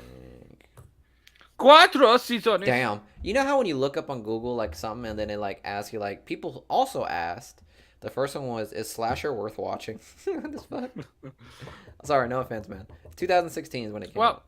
It's funny because even speaking about work, like talking about worth watching, it's funny because The Walking Dead and Breaking Bad are kind of sister shows because they're both. I mean, they're what makes AMC. I mean, they're the 2 big AMC shows. Those and Mad Men. And I remember when Breaking Bad. I actually remember when Breaking Bad started because it came on before The Walking Dead. It was Breaking Bad and then The Walking Dead, like season 3. I mean, this was a while ago. Close to probably a decade ago now. Or actually, it's been longer than a decade, which is crazy to think. Is it weird to think that The Walking Dead's been on for more than a decade? Do what? Is it weird to think that The Walking Dead has been on for more than a decade? That kind of blows my entire mind. It makes me feel old. Because I remember watching that, like, when it aired. Bro, think of the X-Files. Like, that's probably the longest. Okay, the X-Files has been around for almost 25, 30 years. Yeah, and Grey's Anatomy is not that far along. That's fair. Look at The Simpsons, bro. The Simpsons is on season like 30, 39. Yeah, I mean, you know what I mean? There. But The Walking Dead gets hate, and I know Breaking Bad. We don't have to open this jar again because we've already discussed the perpetual unhealthy relationship that the fans have with that show already. It's already well known. I know people say that they hate it. I will defend The Walking Dead till the day I die. I will watch it until the day they stop making it. Like I am hooked. I am hooked on The Walking Dead. Yeah. I got my Walking Dead, I got my X-Files all right there behind me with my H2 stuff, or with my H4 and H6 mess, and all my other Halloween stuff. So, but yeah, man, and this is actually there's no wine in it. This was actually this is a Walking Dead wine glass from a couple people, some family friends. It's got Glenn on it. So I collect about I have a whole shelf of Walking Dead stuff. I'm a big Walking Dead fan, man. I always have been. Read the comic books. I actually read the comic books after I started watching it. But yeah, man, I've watched it since the day it premiered. I remember that's another one. I remember watching it the day it premiered. I remember where I was sitting on my couch the day that I watched it. We used to actually have. Do you remember the days where Miguel and my cousin and my dad and We actually got my mom into it after. I mean, like we used to have like Walking Dead watch parties every Sunday, and like we would make jalapeno poppers and burgers, and I mean it was a big deal watching The Walking Dead on Sunday. Did we? It was, I don't remember going to those. Yeah. Wow. What a fake friend. No, I'm kidding. I mean, but no, it was a big deal, man. Like new episode of The Walking Dead, especially like when you got into the governor stuff and then the Negan stuff. I mean, it was just like wow, It was a big deal. And Breaking Bad, I was always like, Breaking Bad's whatever. I never really wanted to give Breaking Bad a shot until Julie was like, no, you have to watch it. And I was hooked after like 3 or 4 episodes. It's amazing. So yeah, those are my 3 favorites. Daredevil is amazing. I gotta say, Daredevil narrowly makes it out of the top 3. Like, Daredevil's, I slept on Daredevil, and I'm going to be completely honest. I really did. Because everybody's been like, Daredevil's amazing, Daredevil's amazing, Daredevil's amazing. And I was like, okay, but it's not connected to the MCU. And when I realized they were connecting it to the MCU, I was like, okay, I'll give it a shot. And I started watching it, and I was like, why did I never watch this? That's like you meeting somebody and you're like, nah, I don't like him. But then I'm friends with him. So you're like, okay, fine. I guess I got to hang out with him. And then years down the line, you're like, wow, you're actually pretty cool. Yeah, that's like kind of what happened. That's legit kind of what happened. Yeah, it's like, okay, sure, fake friend. You're calling me a fake friend. Fuck off. Yeah. The Ox says, I stopped watching The Walking Dead after season 6. I just started rewatching it, and I don't know anything that happens past season 7. Oof, buddy. You, if you don't know anything that happens, you better say goodbye to some peeps, man. Or get ready to say goodbye to some peeps. It gets wild. And I know a lot of people they did drag out a couple of seasons, like they really did. But if season 7, if you think it gets slow, stick with it. Like, don't give up on it. Like. And we've had this conversation, like you said, it's like so many people who like have a complicated relationship with it. Like they'll hop on Facebook after an episode is over and they're like, this effing show is so stupid. I'm not gonna watch The Walking Dead anymore. And then it's like the same people. This was like my mom's favorite pastime every Sunday night. Like we would hop on Facebook and these same people were like, F The Walking Dead. I'm not watching it anymore. It sucks. And then next week it'd be all the same exact people that are commenting and they're like, that episode was pretty wild. It's like, yeah, it's pretty wild, isn't it? Like, it's not that bad. Like, everybody wants to make it like, oh, The Walking Dead sucks now. It's not a good show. Well, then why are you still watching it? Why? Make it make sense. Why are you so invested in it if it sucks and if you don't care about it anymore? Huh? I mean, tell me that. I do be pretty honest. I was mainly excited for like The Talking Dead. I always like those. I like the in memoriam ones when it was like they do like a slideshow of all the zombies that died in that episode. Yeah. It's like, that's funny. Yeah, every walker that died. Mm-hmm. Yeah, I love watching that. And sometimes it'd be like a big, like, how can I say it? There'd be one episode where like they blow up like 20 zombies, and then like when Michonne and Rick did like the zip line thing on the zombies, they didn't do every single one of them. They just said, R.I.P. Zipline zombies. I was like, fuck. Yeah. Well, even like, I don't know. You just have to. I know they do drag out some things. They really do. What you need to do is rewatch The Walking Dead and write down all the episodes that are actually contributing to the story as a whole. Because it's the same way as like Star Wars: The Clone Wars. There's so many filler episodes, but if you just want to know what happens in the duration of like the Clone Wars all the way to Revenge of the Sith, there's like, I don't know, like 20 or 30 episodes that you can watch and still get the entire Clone Wars storyline. Right. Compared to like and you probably could, yeah. Well, and you have to think, like, especially even knowing what we know now about The Walking Dead, and we're like, we're at the final season, but it's not really the end. Because they're still continuing it in the movies and in Fear the Walking Dead. Like, these characters aren't really going to go anywhere. You know what I mean? They're still going to be playing these characters. This franchise is going to continue on without a doubt. And it makes sense. I get why they have so many filler episodes. Because The Walking Dead is very much a world-building thing at this point. You know what I mean? Yeah. It's, you know, it used to be this central group, and that's what made it so good, was because it was this central group of characters trying to build each other up and trying to survive. And I think that's where a lot of people have harsh feelings about The Walking Dead, because it is more of a world building thing. It's in a lot more different. There are more directions that it's going in now, instead of just staying around one focal set of characters. So yeah, I don't know. I just give it a shot. If you're unsure what happens, just give it a shot. Oct, you may want to cover your ears in 3, 2, Bro, he probably read the one. fucking thing. Probably. Jay did. I still remember crying my butt off when Beth got killed, bro. That came out of, again, you're talking about death, things that came out of nowhere. It just came out of nowhere. I mean, it was like, hey, they're gonna save her, and then boom. Was Beth and the she one that shot. like got shot with by the cop? Yes. Bro, she was too nice for this world. Yeah, but you thought she was gonna be fine, and the cop like accidentally shot her or whatever, and Rick goes, and Daryl was like, and he just like, Daryl didn't even hesitate. He just walked straight up to her and put that gun up. You know what I mean? You know what got me more though? It wasn't even just Beth. It was when Daryl walked out holding Beth, and Daryl was crying, and Maggie saw Beth dead. That was like, kill me. Damn, son. Kill me. That was awful.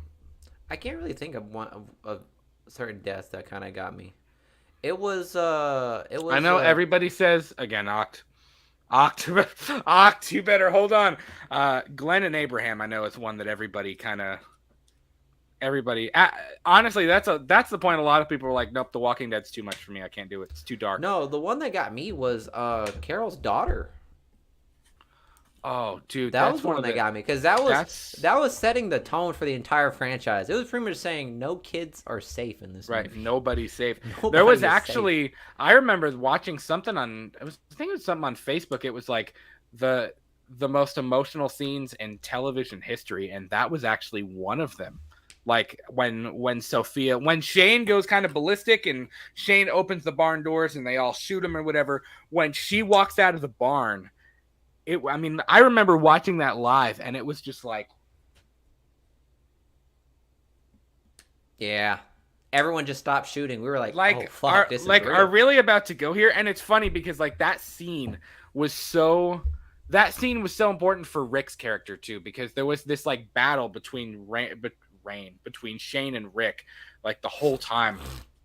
And like Shane thought Rick couldn't be like the like Rick ruthless like guy that needed to do what needed to be done, and then Rick was like, "Oh fuck, I'm gonna show you." But like she walked out, and Daryl grabbed Carol, like because she was obviously trying to run up to her, or whatever, and it was like nobody could like muster like the guts to lift the gun up and shoot her, and because like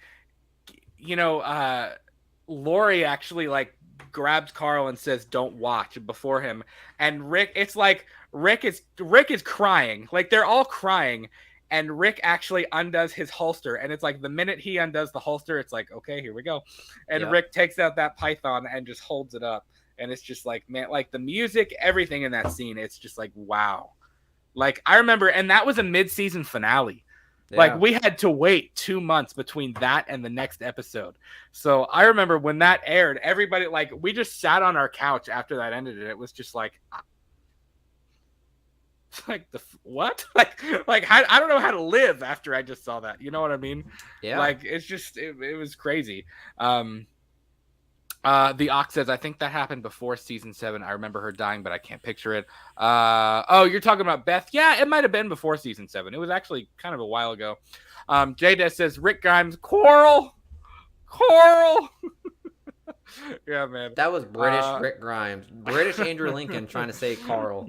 Yeah. The most country accent ever. Yeah. J-Day says, okay, I'm calling it now. You guys got to do a TWD rewatch live stream every week, yo.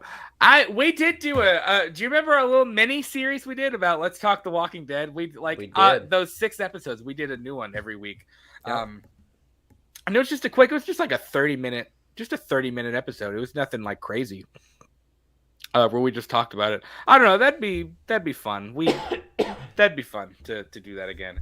I'm actually a couple behind. We were out of town, and I think I'm 2 or 3 behind where they're at right now. I gotta get caught up before it comes back. I think it comes back in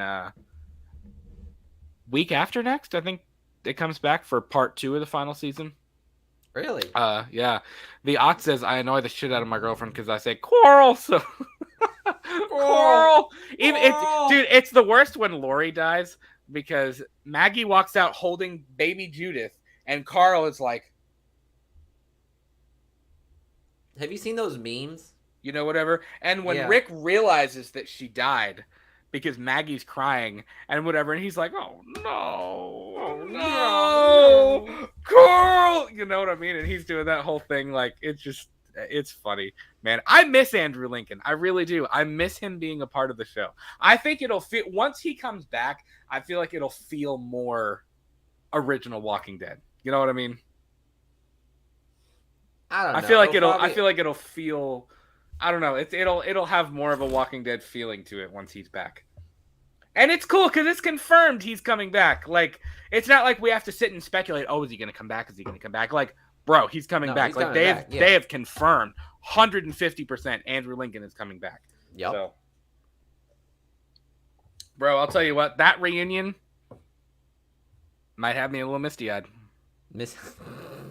You know it's going to be funny, though, and I talked about this with my dad. Rick seeing that Negan is just kind of like a part of the team now. Rick's going to be like, are you effing kidding me right now? Bro, that's gonna be such, we're beating the dead horse on that at this point, man.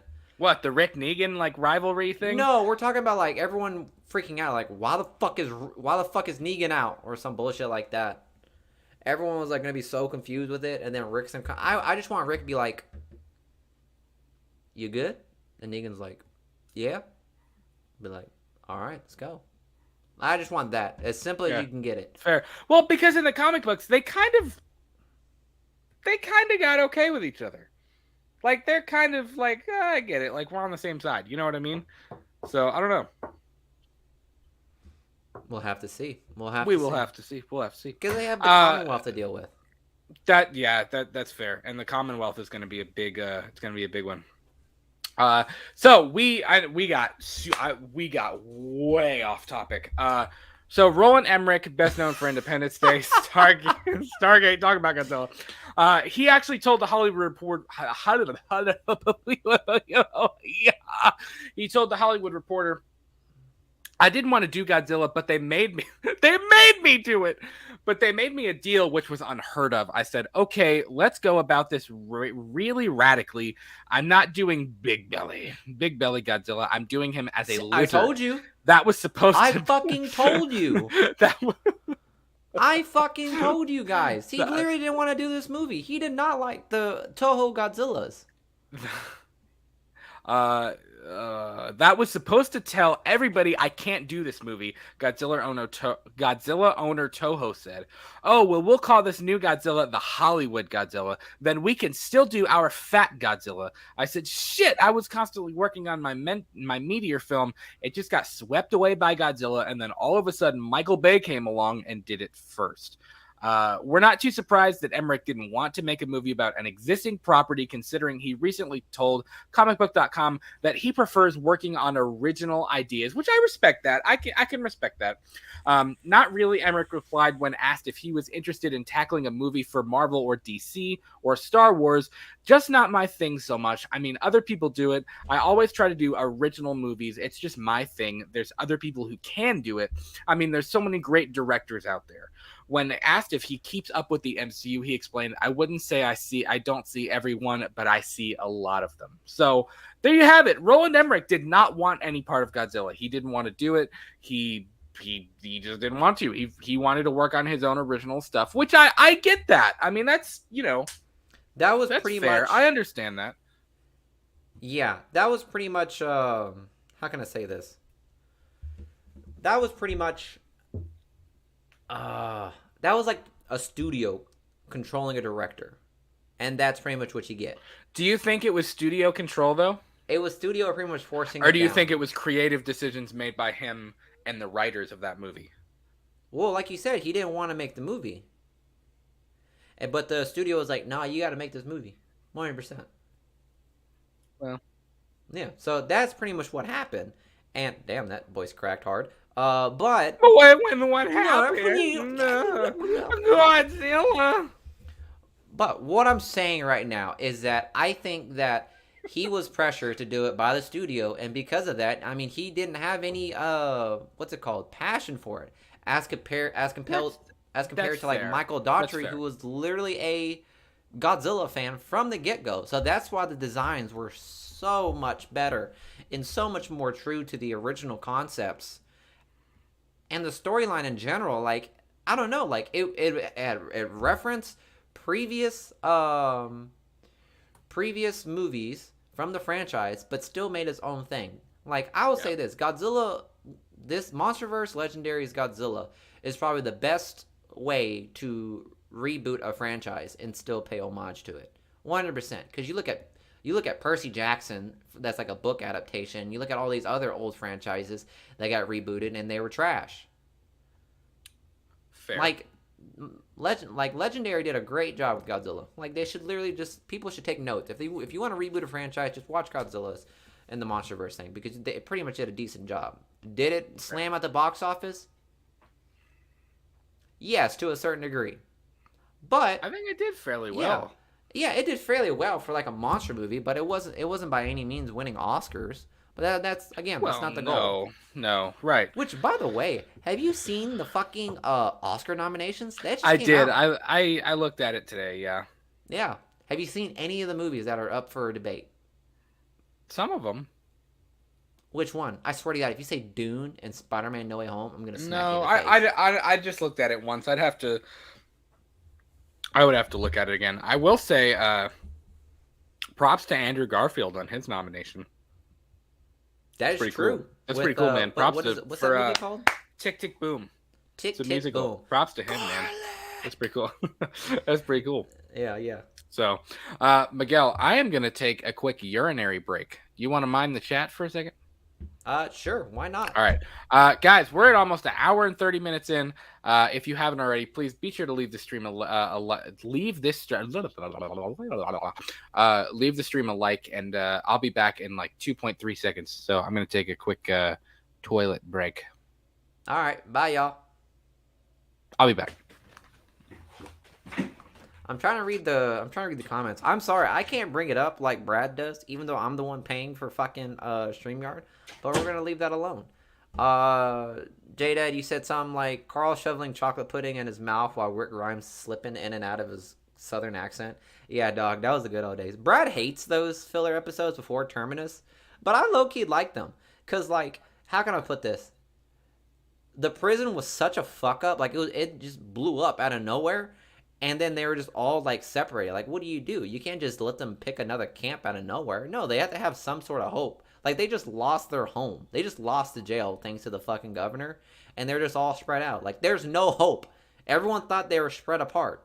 Everyone thought everyone was either dead or missing or had turned into a walker. It's as simple as that. So there was legitimately no hope for any one of them. And then when they saw Terminus, they saw hope. I thought that was, like, a decent, like, filler episode. Because it started testing the characters of The Walking Dead, like seeing like, are they truly like a family, or are they just like there because it's just based on survival? I thought that was really dope. And let's not forget that little filler episode with before Terminus and after the prison scene.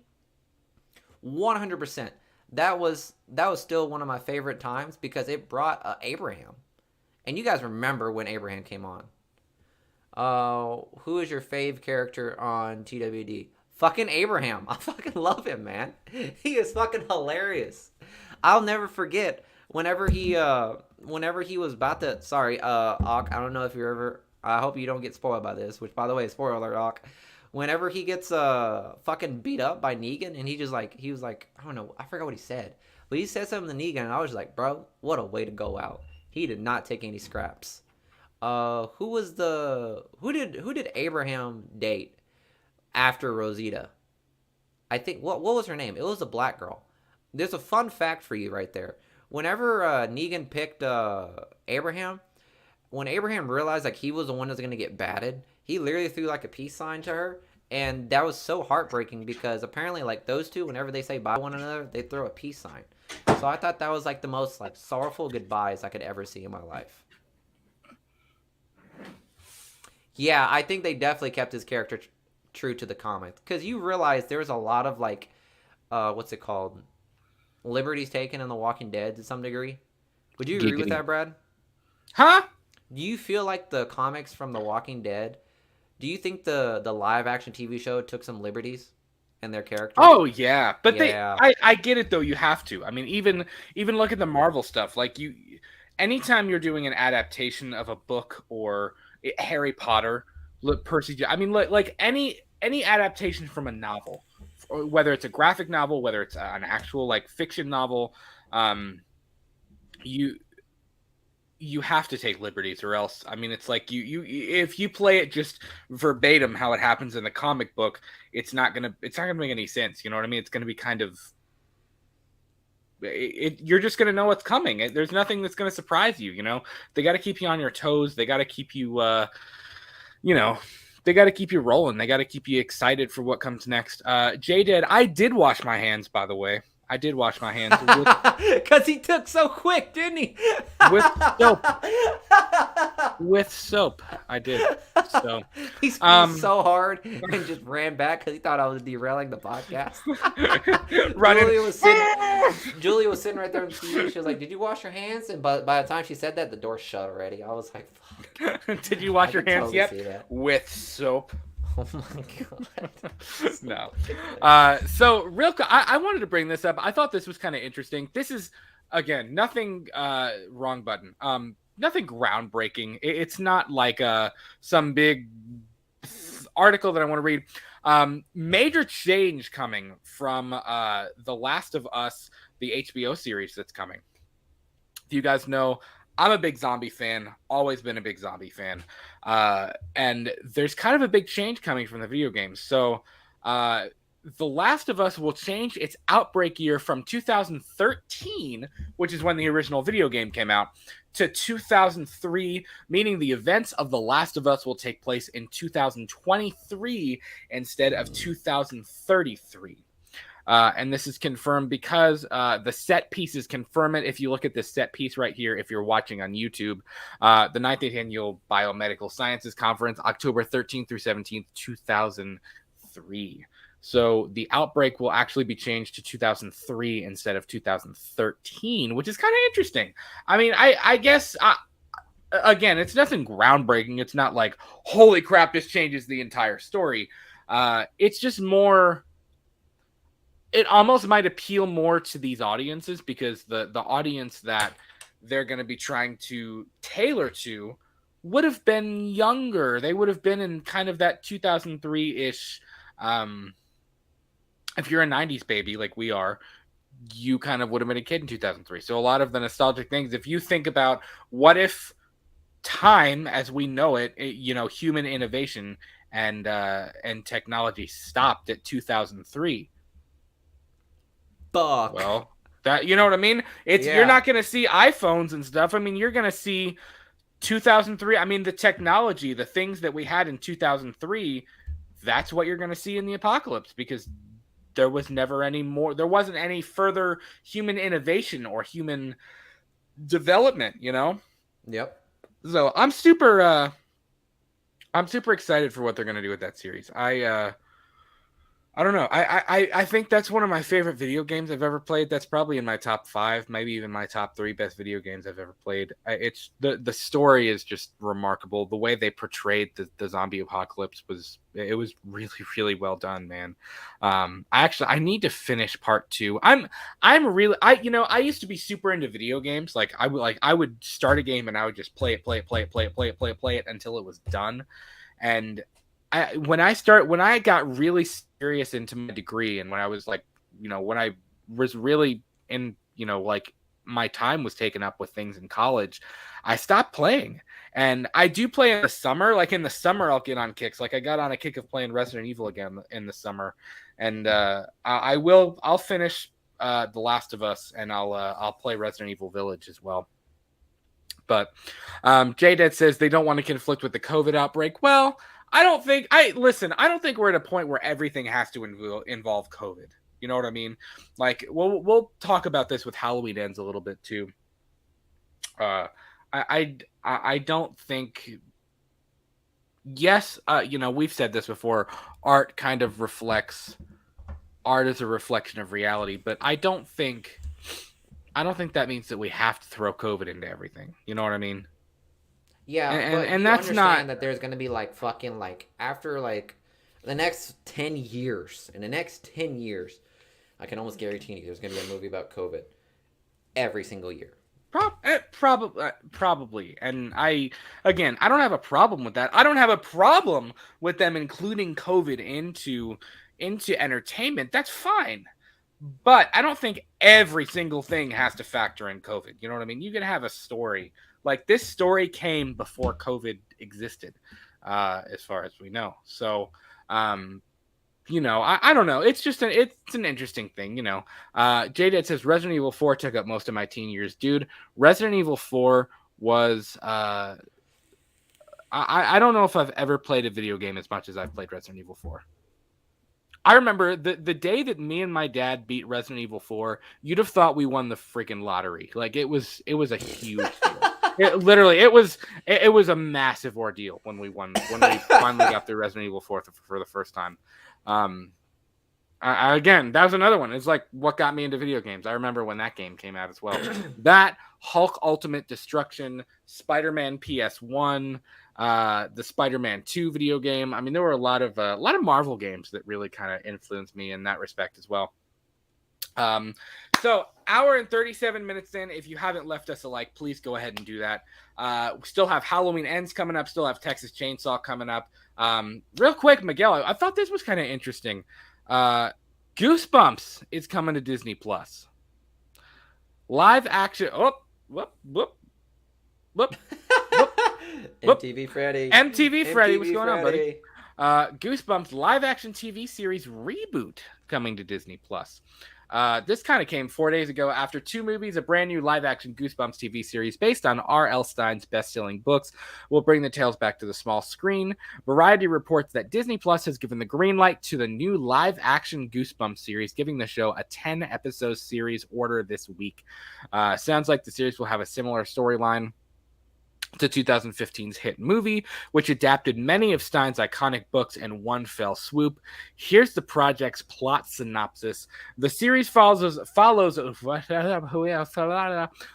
a group of 5 high schoolers who unleash supernatural forces upon their town and must all work together thanks to and in spite of their friendships, rivalries, and past with each other in order to save it, learning much about their parents' teenage secrets in the process. Rob Letterman will be directing the first episode. I don't know why I said episode. Nick Stoller will also write and produce the series. Yada, yada, yada. Pretty cool. I mean, listen, is Disney the right one to do this? Maybe. What's there to say they can't? Again, what's there to say they can't? And I completely agree with that. I know there's a lot of people that would say that Disney would be too unwilling to go dark. Which, again, I get that too. I understand. But again, Goosebumps, you have to look at what the IP is. Goosebumps is not going to be a super dark, scary, bloody, nasty horror series. You know what I mean? Goosebumps is going to appeal to kids. And I think this series, while there can be horror elements to it, Goosebumps is not going to be you know what I'm saying, Miguel. It's not going to be a really dark, really gritty, gross series. I mean, it's gonna be mystery based. It's gonna be Goosebumps, you know. So I think it'll be cool. I'll watch it. I'll be interested to see what they. Well, I say I'll watch it. I'll watch it if it's gonna be kind of the kid friendly, but not kid friendly. If it's gonna be super lighthearted, I probably won't watch it. But if it's a legit take on some of the old Goosebumps stories, I mean, that'll be kind of cool, you know. I think R.L. Stine was a you fucking visionary with his yeah, stories. yeah, because a lot of times horror films are not. He was influential in introducing teenagers, like people of our generation, To to horror. horror Yeah. and to thriller stories and to suspenseful stories. Um, I mean, I remember reading some Goosebump stories. I remember one of my teachers reading us Goosebump stories. I mean, it was it was pretty cool. So That was a great teacher. I'll be interested to see what they do with Goosebumps. Yeah, I'd excited too. And then again, we've had, how can I say this? We've had TV shows, R.L. Stein's like Goosebumps. We had that TV show series. I don't know if you guys remember that. That one was scary already. Like, to be honest, like for what they did on that TV show with some of the Goosebumps stories, that was pretty scary. And then when the movie came out, that obviously got very Nickelodeon really quick. Right. So I would say I'm pretty interested to see like how they do the R.L. Stein. And I'm trying to figure out, when is that coming out? It didn't say. Oh, It okay. was just announced, so I figure it's. I mean, they haven't even started filming, or I mean, who knows where they're at in the production.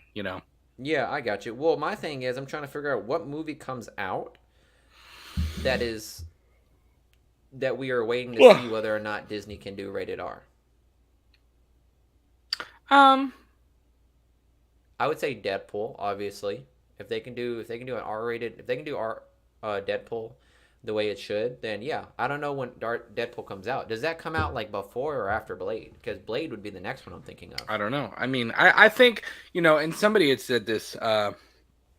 Who was it? Who was I thinking about? Michael Roman, All Fires, who is he's got Everything Always, which is another really great Marvel channel. You should give him a sub. He had said at one point, we're getting to the point where, because some of the Marvel storylines and some of the Marvel characters are getting darker, you're almost gonna have to have a Marvel Black Label, or like something, Deadpool, Daredevil, Blade, The Punisher, Moon Knight. A lot of these characters, excuse me, that have darker storylines and darker villains, and even the characters themselves that are darker, that are bloodier, that are grittier. And you can still have crossovers happen. You know what I mean? It can still be a part of the MCU, and I'm sure their writers are good enough to craft that kind of story. But they almost need their own place on Disney Plus or in the MCU timeline. You know what I mean? Yeah.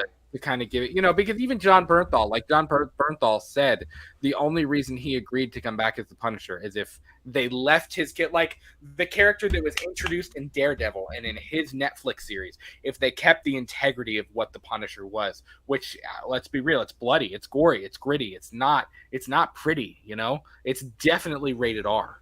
So I would say, how can I say this? Moon Knight would probably be the one that I could probably estimate in regards to whether or not they can do R-rated movies, because Moon Knight looks like it's going to be pretty dark and right. psychologically thrilling. So let me think. I don't want to say Doctor Strange and the Multiverse of Madness. It doesn't seem like it would be scary. It'd definitely be dark, but it wouldn't be like dark. You know what I mean? Yeah. Yeah. So I don't know. That'll be kind of an interesting thought as well. JDead says, any IP you guys really want to see get made into a movie in the next few years? Mine's a live action Voltron, dark sci-fi horror in the same genre as Alien. I'm not familiar with Voltron. IP you really want to see get made into a movie in the next few years?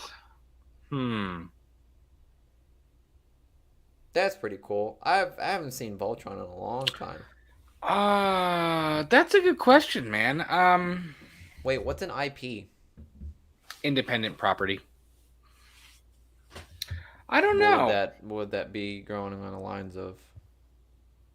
I don't know, like Halloween's an independent property, like just a series, a franchise. Like, what's a franchise that you want to see become a live action film?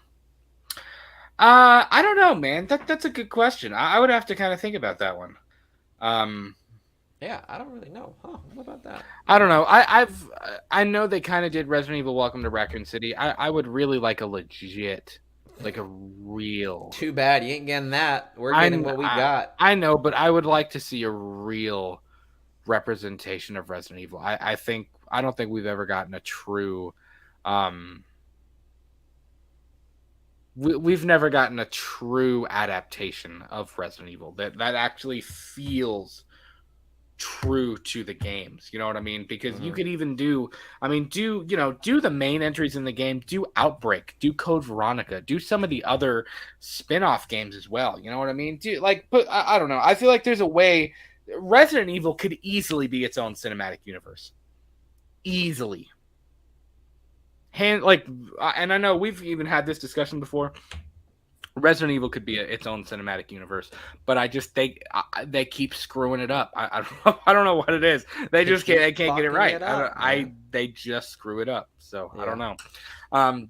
J-Dead says Metal Gear Solid would also be good. I was never a big Metal Gear Solid. If we're talking about video games, I would like to see a live action Dead Space. If I'm being completely honest, that'd be cool. Dead Space I'd be down for that. Decently scary enough as a game. Like I feel like if they did it right, it would definitely be a scary movie. Let me put it in perspective. It is literally Event Horizon, but minus the bullshit storytelling. No offense, Ryan. No offense. It is legitimately it's pretty much in the same settings, same storyline. It's a rescue ship coming to check on a that went quiet spaceship that's been lost for years. That's the exact thing. Isaac Clarke and a couple of other people, and guess what? One of the guys was spoiler alert, was apparently working with a company that was creating something in that thing. Something sketchy.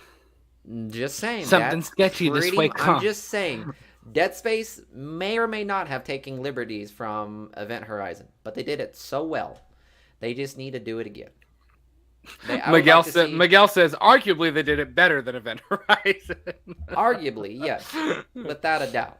No offense. And obviously after 2 and 3 they kind of, went everywhere. But Dead Space 1 is already scary enough. And I think if they did that as a movie, that would be legit, if I'm being completely honest. My thing is that golly, every single movie they need to fucking show so much exposition to explain stuff when you don't really need to do it. When you have a video game, it's a movie. A video game cutscenes is pretty much the movie. If you watch a walkthrough, you're pretty much sitting down and watching a 2-hour movie. And I don't get why when directors end up trying to adapt the movie, which I get the word adapt is key in it, they just want to throw so much fucking exposition instead of just laying the shit out for you. It's literally like fucking Kramer in Seinfeld. He lives I laid this shit out for you, man. Just make a decent movie. For fuck's sakes. Yeah. Stop taking liberties on a fucking creation already. I don't know. I don't know why they think I don't know why Resident Evil is so hard to translate.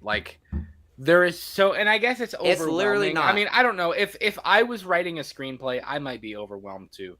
But there is so much lore and so much story that is literally sitting on a silver platter waiting for you to use it. Yeah. Resident Evil has such a rich storyline that's in so many different directions. I don't understand how, there were things that I really enjoyed about Resident Evil Welcome to Raccoon City.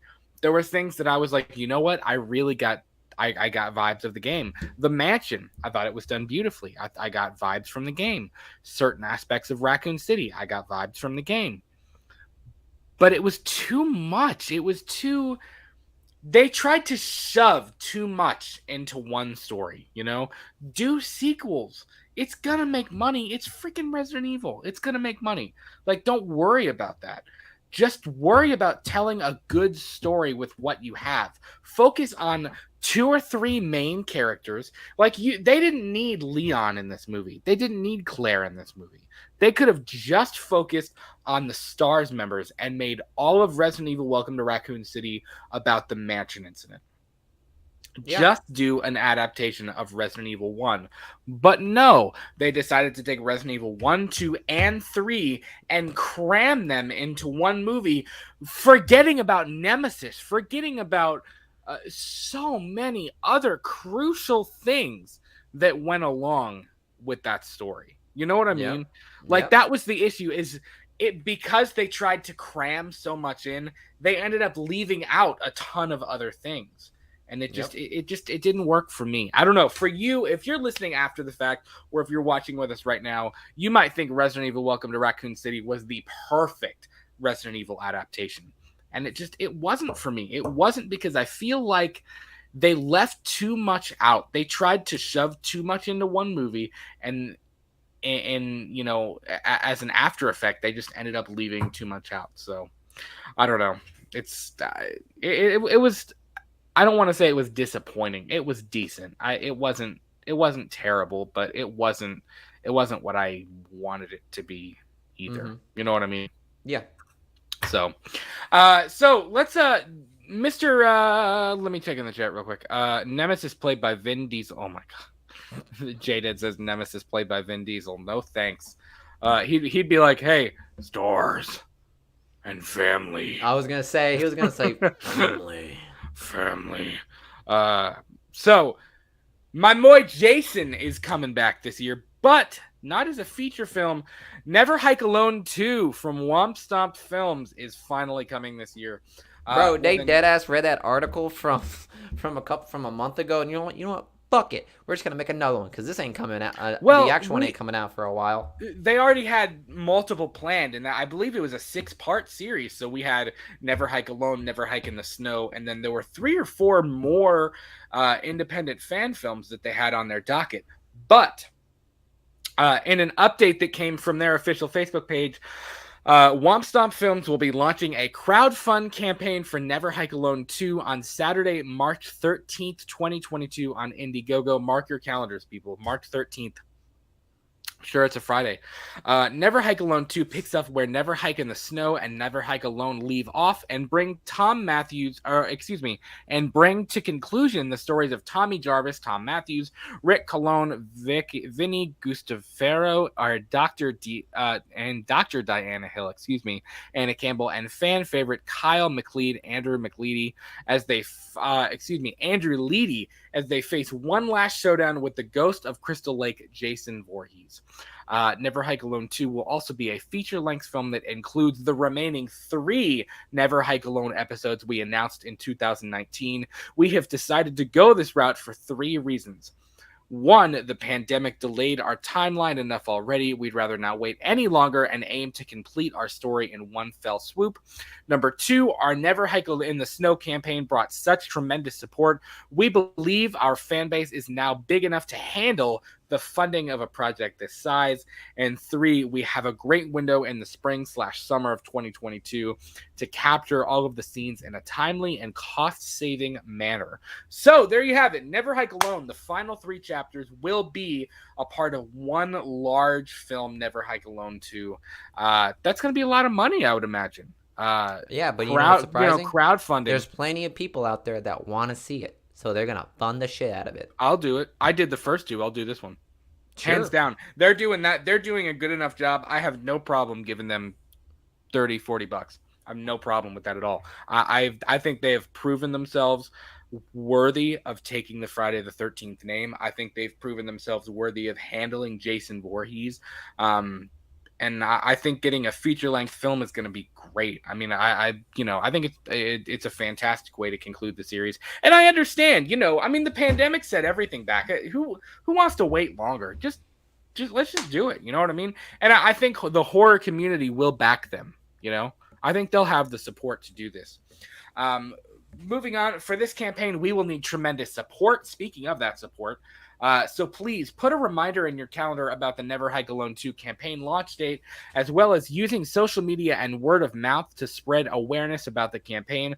With no new official films on the horizon, this campaign can be the rally cry to inspire as many Friday the 13th fans from around the globe to support this project. We look forward to welcoming you back for one last go and can't wait to show you everything we have in store. I mean, what else do you say to that, man? I mean, they got Tom Matthews back. I mean, that's a big deal. I mean, to get original actors back for a fan film is pretty dope. And again, they've proven themselves worthy of handling this.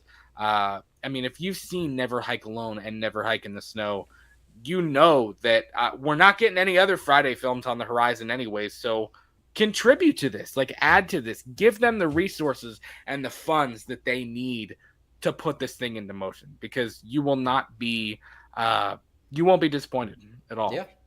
So I would agree. Like, this is like one of the many milestones in independent filmmaking is these fan-made films. Is the fact that, for sure, because Never Hike Alone, Never Hike in the Snow are literally pillars of what will soon be the next frontier of independent filmmaking, because it's going to be fan driven and not taken control by a studio. 100% director's cut and 100% everything the fans wanted to see, and movies made by fans. So I think this will definitely, and it's not even going to be fan service. Like, Never Hiking Alone, Never Hiking the Snow, I don't consider them like fan service movies. They were, they tell a great story. But they tell a great story, 100%. Yeah, and it was different. It was something, I think a lot of the Friday the 13th sequels kind of suffered from it. Was like, how do you tell the same story again? You know what I mean? It's always going to be the same story, and that's where, you get Jason Takes Manhattan, and that's where you get, the New Blood, and some people hate those movies because they think it kind of took away from the formula. But it's like, how many times can you do the same formula? And Never Hike in the Snow, what Vince and what Womp Stomp and all of these guys have done with Never Hike Alone proves that they can take it's its own original story. Like, they can do something different and new. They can bring new blood. No pun intended. They can bring new blood to this franchise, and they can revitalize this. I mean, it's just, I don't know, man. If these studios are smart, they're going to give it to somebody like Vince. I mean, they're going to give it to somebody, they're going to give it to somebody who can handle it like that, man, who can revitalize the franchise, Yeah. So, man, March 13th, guys, please go support Never Hike Alone 2. Indiegogo campaign begins on March 13th, 2022. So, J-Dead says, got to get ready for third shift. You guys were great as always. Take care, fam. See you, buddy. Take care. Take it easy. Have a great shift. Million. I'm not even gonna try, man. I don't want to pronounce your name wrong. What's new about these fan films? So yeah, we just talked about Never Hike Alone 2. Crowdfunding campaign begins on March 13th. They will also combine the remaining 3 chapters in that. So I forget what it was. I think one was Never Hike Again, and I forget what the other 2 chapters were. But they're gonna combine those into one large feature film. They're gonna combine it into one film so that they talked about the pandemic. The pandemic. I don't know what I'm doing. J-Dad would make fun of me right now. The pandemic kind of setting them back, and we understand that. I mean, I don't want to. I wouldn't want it to push me back anymore either. Instead of and they have the. I'm a mess right now. They have the crowd to do it. Just push them all into one big film, one big feature film. Finish the whole Never Hike Alone story out. Especially right now, it's going to be great since we're not getting a Friday the 13th film anytime soon. So if you get a Friday the 13th in the fall, or this final Never Hike Alone chapter in the fall or the spring of 2023. It's gonna be great, man. So yeah, million ideas. That's what. Okay, million ideas. I see that now. Sorry, buddy. Cool, great news. Yeah, man, it's gonna be great. It's gonna be awesome. So, two more topics to talk about before we get out of here. Halloween Ends won't take too long. Texas Chainsaw trailer dropped last week. If you're watching after the fact, please be sure to let us know. What did you think of the Texas Chainsaw Massacre trailer? Thought it was pretty interesting. A lot of different things going on. By the way, if you are still with us, we are at 2 hours right now. We are at the 2-hour mark. Just a couple more topics. Please sure to leave us a like. Consider subscribing to our channel as well. So the magic is back. The original dude who voiced the opening to the Texas Chainsaw Massacre is returning to do this one as well. The article you were about to read is an account of the voiceover gig which befell a young unknown actor in particular, John Larroquette, I believe, coming to us from Fangoria. It's all the more remarkable in that he was young, but had he lived a very, very long life, which he has, he could not have expected to be once again narrating as much of the mad and macabre as he was to narrate that day. For him, a one-day voiceover job became a legacy. And of course, that's kind of a play on the opening of the Texas Chainsaw Massacre from 1974. The recording that day would lead to 2 other voiceover jobs, opening 3 of the most bizarre films in the annals of American cinema, the Texas Chainsaw Massacre, and the Texas Chainsaw Massacre, and now Texas Chainsaw Massacre.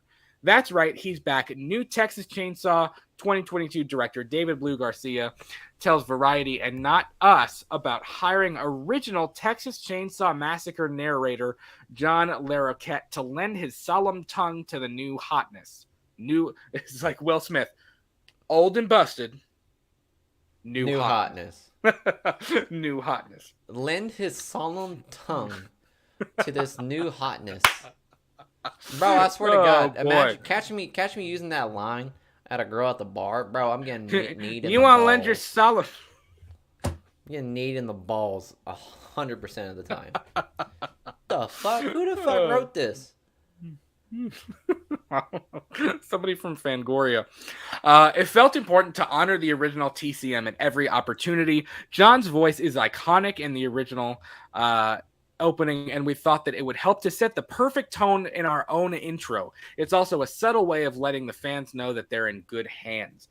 Pretty clever, Garcia. Larroquette's opening to the 1974 film is a sacred text level stuff. I assume he also did fine in the 2003 remake. Trying to bottle that mojo for your 9th Leatherface movie is just good business. So far, so good. The director says there are other callbacks. I can't wait for fans to analyze and find all of the callbacks, some of which aren't even intentional. I swear some stuff just happened and it's kind of freaky, Garcia said. I will say that we shot with one of the original working Poulan chainsaws from the original film. On set, every morning I would walk by the prop cart, touch it, and get its blessing for the day. I wanted some of its 70s magic. As do we all, buddy. We'll be looking for the Texas Chainsaw Massacre hitting Netflix on February 18th. So there you have it. The original narrator, the dude who narrated the opening, the crimes that befell the teenagers, whatever, he will be back to do the opening credits for Texas Chainsaw Massacre in 1 week. Comes out next Friday. So it's pretty cool, man. Just some kind of cool, I honestly, Miguel, I think everybody's been really worried about Texas Chainsaw Massacre. I think it's going to be a little bit better than we expected. I'm not saying it's going to be great. I don't think it's going to be fantastic or it's going to blow socks off. But I feel better about it after watching the trailer than I did. Do anything and you're canceled, bro. That right there, that line, I was like, this movie ain't going far. That's all I gotta say. Again, I'm not saying it's going to be great. We might watch it and be like, wow, that was terrible. But who knows? And speaking of the trailer, let's do a quick let's do a little trailer breakdown while we're at it. Let's check out some trailer goodness while we're here. Can everybody see this okay? Miguel, let me know if you can hear it okay. Can you hear it okay? Yep. All right. Texas Chainsaw Massacre. You want to watch it once through, or you just want to go straight to a breakdown? What do you want to do? Straight through a breakdown. Straight through a breakdown. I dig it. Jiggly Juice.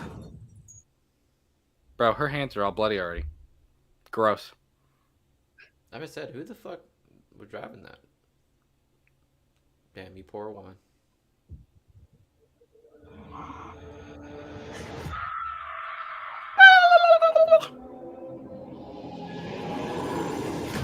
Hold on. Hold this shit on for a minute. I like how he just lifts his head up like, I like onion rings. Like he just lifts his head up like he's so weird. The director was like, all right, Tommy, so you're gonna lift your head in 3, 2, 1, and go. Ugh. I've been knelt down in this sunflower field for hours. Bro, I would die laughing if like there was a scarecrow like behind him, and that's how you like cross over Jeepers Creepers and fucking Leatherface. That'd be so good. Yeah. Bro, what do you think of the mask? He has like so many masks, dude. Fuck. I know, but this one looks a little strange. It's a little different from his usual look. I don't know. It's probably I dig it. It's just been deteriorating and sagging. I dig it. It's a little bit different though. Let's keep watching. Netflix. Of course, there's a Tesla. Of course it was. We have a vision for this place. All it needs is young blood. Pause I don't that know how. shit right here. Listen. Pause that shit right there. That's what fucking pisses me off. Is the fact that they're trying to do like a fucking next generation. Let's save this fucking town, bro. Do you know how fucking stupid that is? Who in their right goddamn mind? What Gen Zer is thinking? You know what? Harlow, an abandoned town. We could revitalize this. Bro, all of a sudden, everyone's watching fucking real estate, how to make money quick shit, and all of a sudden they think they can revitalize Harlow? That's the thing. I don't know if the plot's going to be very good. I mean, I'm not saying... No. It might be a decent horror movie. It might have some cool kills. It might make you be like, ooey gooey. But the plot's not going to be anything spectacular. You know what I mean? No, All these kids... It's gonna be such Gen Z cringe vibes. These kids come into... It's gonna be a bunch of Tide Pod eating motherfuckers that just want to revitalize an abandoned town, and they get fucking railed by a baby boomer.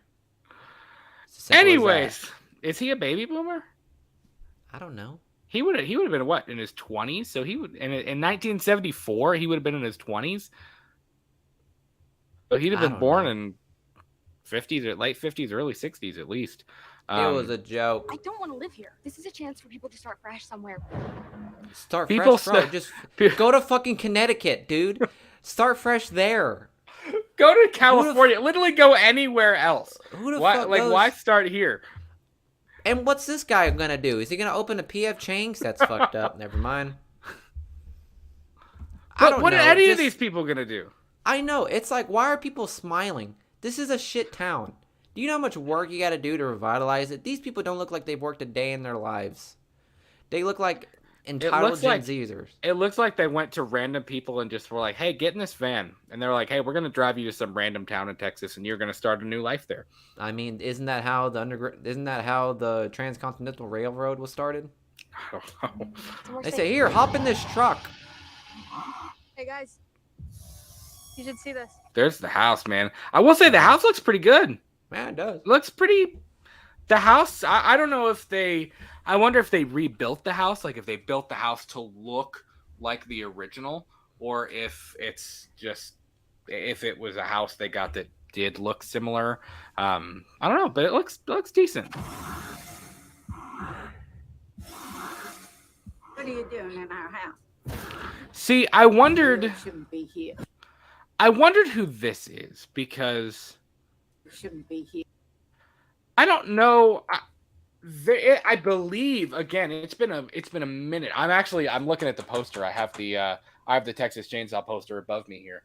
I feel like at the end of the movie there was Leatherface and the hitchhiker and who I believe was his cousin, and then there was either his father or his uncle maybe, and then the grandfather. But there wasn't a baby. There wasn't a As far as I know Texas Chainsaw 3D, they kind of took some liberties with it, and they kind of they kind of expanded on their family, and they made Alexander Daddario's character the baby, and whatever else. I know they took some liberties with that, but I wonder who this is. Like who is this person? I swear to God, if she says get him, cuz I'm gonna leave. I doubt it. I doubt they'll do that again. Yeah. I mean, she's on oxygen. She's getting oxygen from somewhere. It's kind of a callback to the original. That's a cool shot right there. I gotta say, that's pretty cool looking. Callback to the original when the guy walks in and he's kind of walking around with the pans. And that's actually, I believe that, well, we see him with because in the original, Leatherface has got the hammer, and he hits him with the hammer. And he's like, and he hits him with the hammer. And then that's the first time we actually see him with the chainsaw, I believe, is in this room with the pots and pans, because this is where he puts the chick up on the hook. Oh my God. Crikey. Juicy. This is Hardesty. Sally, I'm afraid your old friend's back. Okay. 50 years I've been waiting for this night. Okay. Bro, you I already might saw be it. You know exactly what the fuck you're gonna say. I might be Halloweened out here. Yeah. Tell me this is a ripoff of Laurie Strode without telling me Yep. this is a ripoff of Laurie Strode. Like, legit. Laurie actually was like, 40 years he's waited for this night.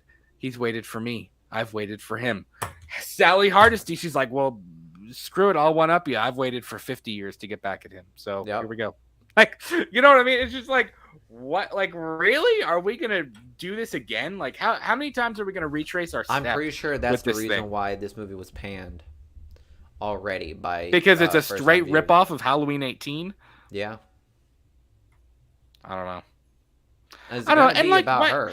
It's mainly her that's probably destroyed the movie. If I'm being completely I don't know. honest. And I don't get that from her character. Like, if you think back, like, Laurie Strode had this. Laurie Strode was different. Laurie Strode had more of a strength to her. Like, I felt an inner strength coming from Laurie Strode. Sally Hardesty was scared out of her mind. She was running on pure adrenaline trying to get away from this psychotic, screwed up family. You know what I mean? Like, it was more complex than that. Like, Leatherface was terrible and he was listening to them. But at the same time, when you really see how they treated Leatherface, you almost kind of felt bad for him. Like, you almost kind of... It was a complicated thing. Sally was scared. Like, she was at the end of the movie, I feel like her adrenaline is pumping. That's why she gets on the truck when she escapes at the end of the Texas Chainsaw Massacre from '94. When she escapes and Leatherface kills the truck driver, and he's just like, he's angry. He's swirling the chainsaw in the sunset or the sunrise. I guess it's the sunrise. And she's on the truck and she's like laughing, crying. She's just hysterical.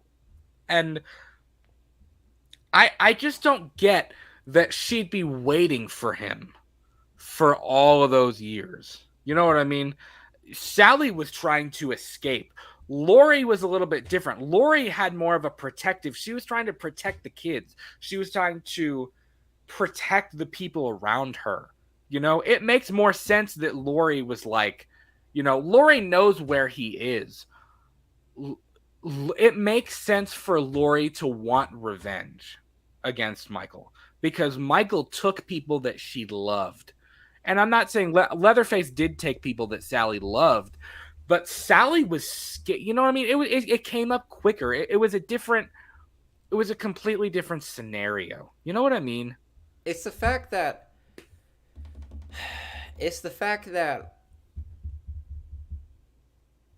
Halloween was primarily based on like Laurie Strode and Michael Myers and obviously Dr. Loomis. Yeah. Texas Chainsaw Massacre was just all over the place. Well, and it wasn't. Sally there were had also nothing more to do- characters too. There were way Yeah. more characters in Texas But Chainsaw. Sally didn't have any type of connection towards any of the other Texas Chainsaw Massacre sequels. You know what I mean? Yeah. So it was easy for her to get left in the spotlight for a good majority of the franchise compared to Laurie, who not only did we see her in a couple of the movies, but we also saw, Laurie Strode's relatives in the movie. So like her family was connected to this to that franchise. Even when Jamie Lee Curtis wasn't in Halloween, she was still a recurring character. Yeah, her character was still reoccurring in this in that franchise. Sally, she was in the first one and then dipped. Well, and I get the vibe, like at the end of this movie, at the end of the original film, I get the vibe that Sally would never want to cross paths with him again. Sally would not want to, she would never step foot in the state of Texas again. Whereas Laurie Strode wanted to find him. She wants to kill him. She purposely seeked him out to find him. She went looking for him.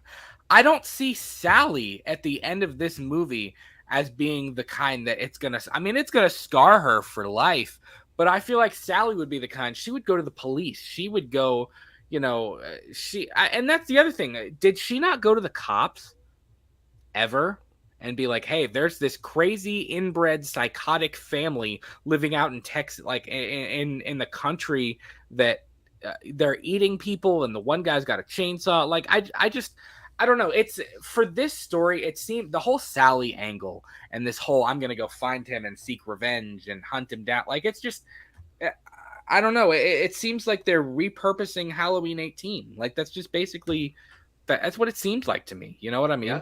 Yeah. It's strange. So let's go on. Just to see him again. See, again, just why? Why do you want to see him again? I don't understand. Why do you want to see him again?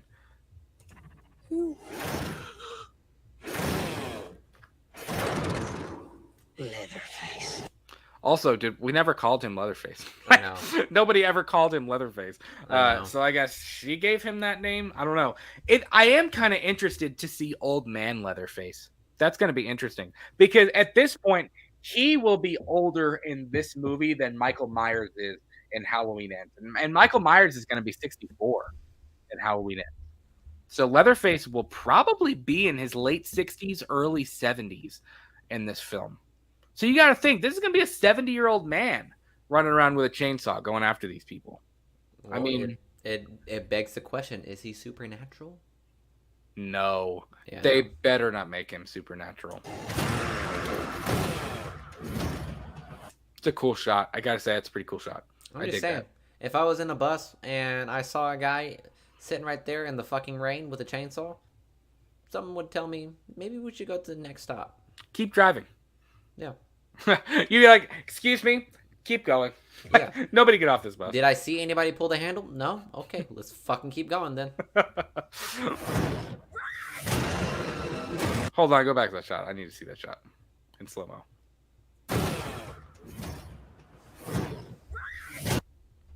Dang it, it's so quick.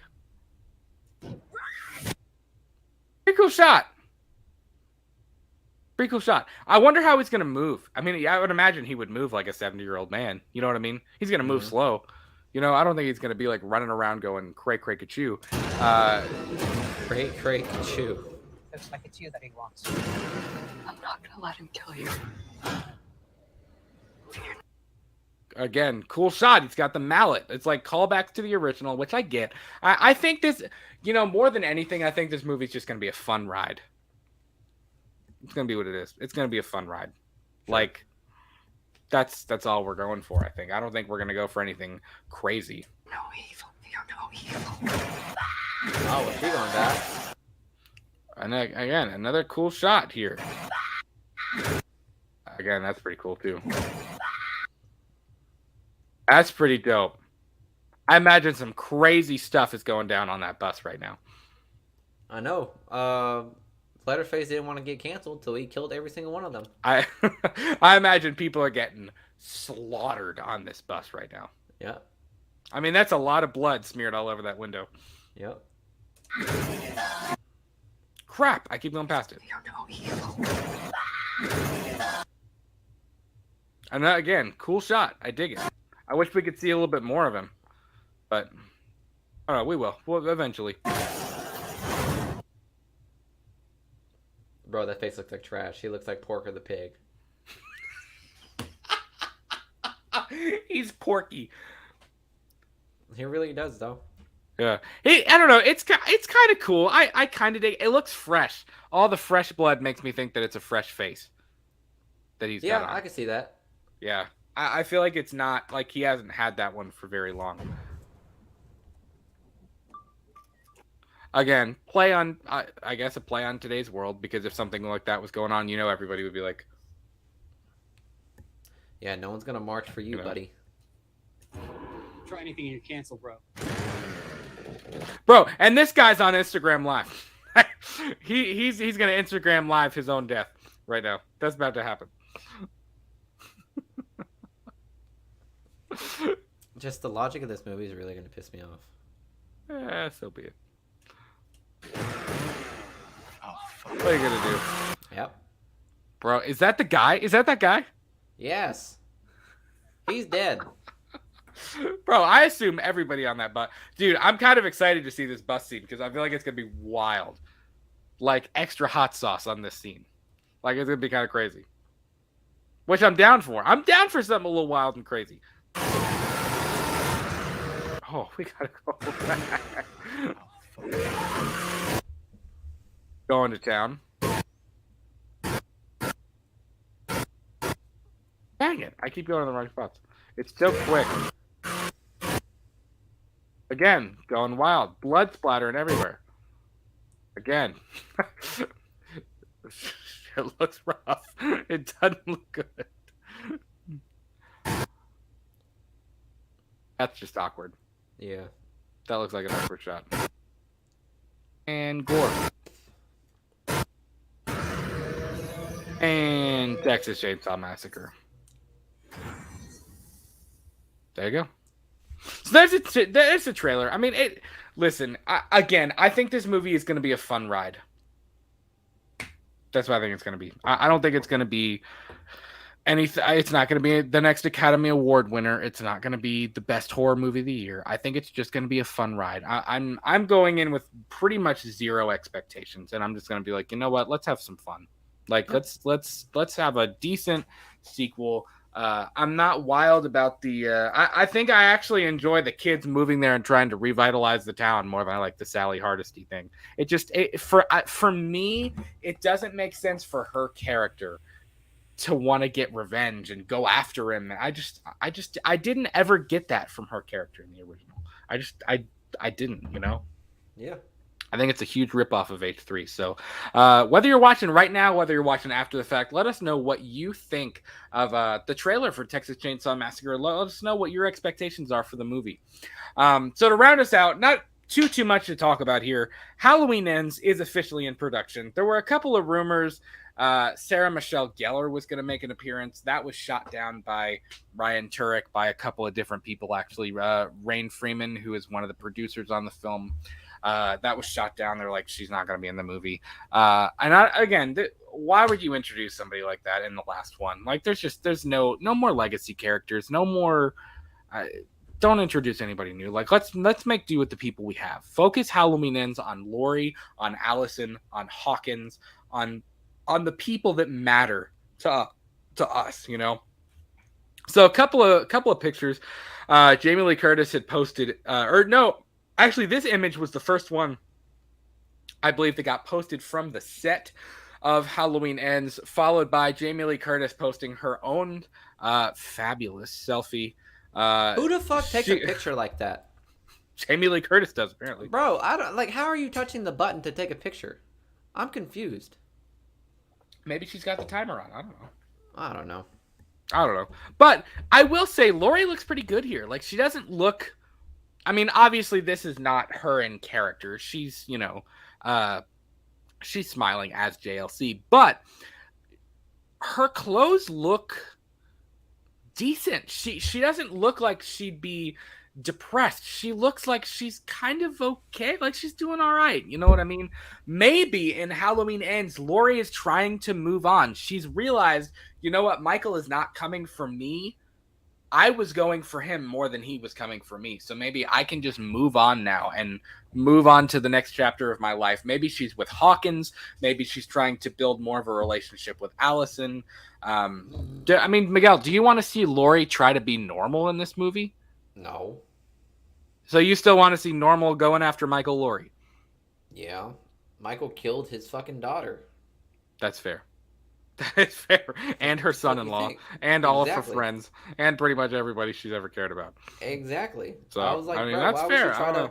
If that's the case, I could see Laurie probably being like fucking denial and like, just trying to move on, and then Allison becomes fucking crazy.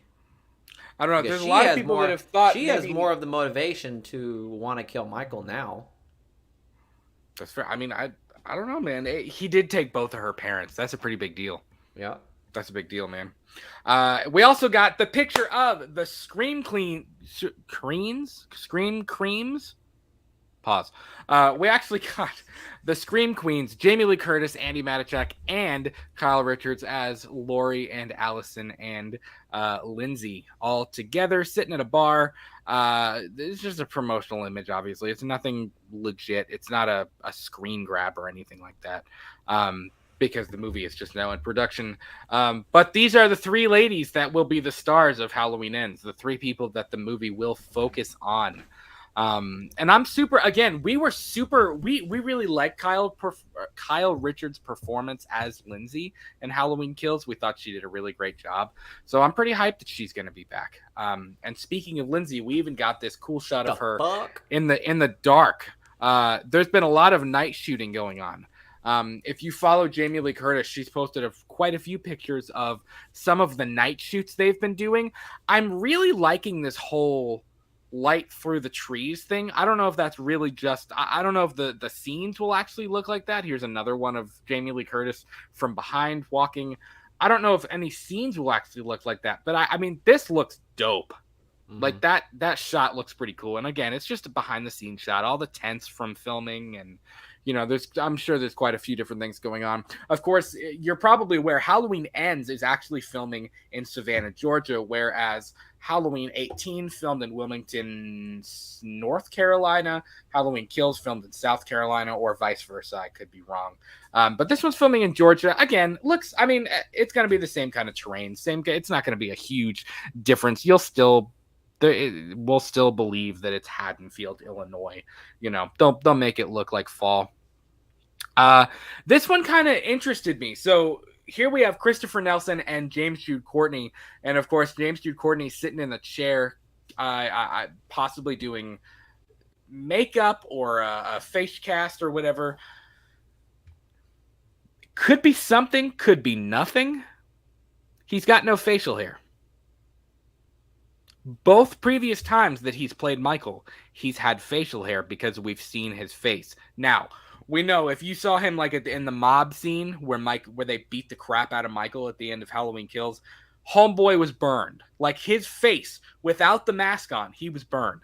So maybe they're going to do prosthetics. Maybe they might do like fake hair to make part of it kind of singed where his face is burned and scarred up. I don't know, because this does take place 4 years later. But I thought it was kind of interesting that he's got no facial hair. So, I mean, does that mean we won't see his face in Halloween Ends? Does that mean they're just going to do prosthetic hair? I don't know. Again, could be something, could be literally nothing. I mean, who knows? I just thought that was kind of interesting. I don't think we have anything crazy. Just a couple more pictures from the set. I can't even see Sugar Magnolia something. Just a couple more images of where they're filming, and I'm sure there are more. This is just a couple of location shots. Again, I would believe this is that a location shot or a Google Maps street view of whatever the fuck they're filming?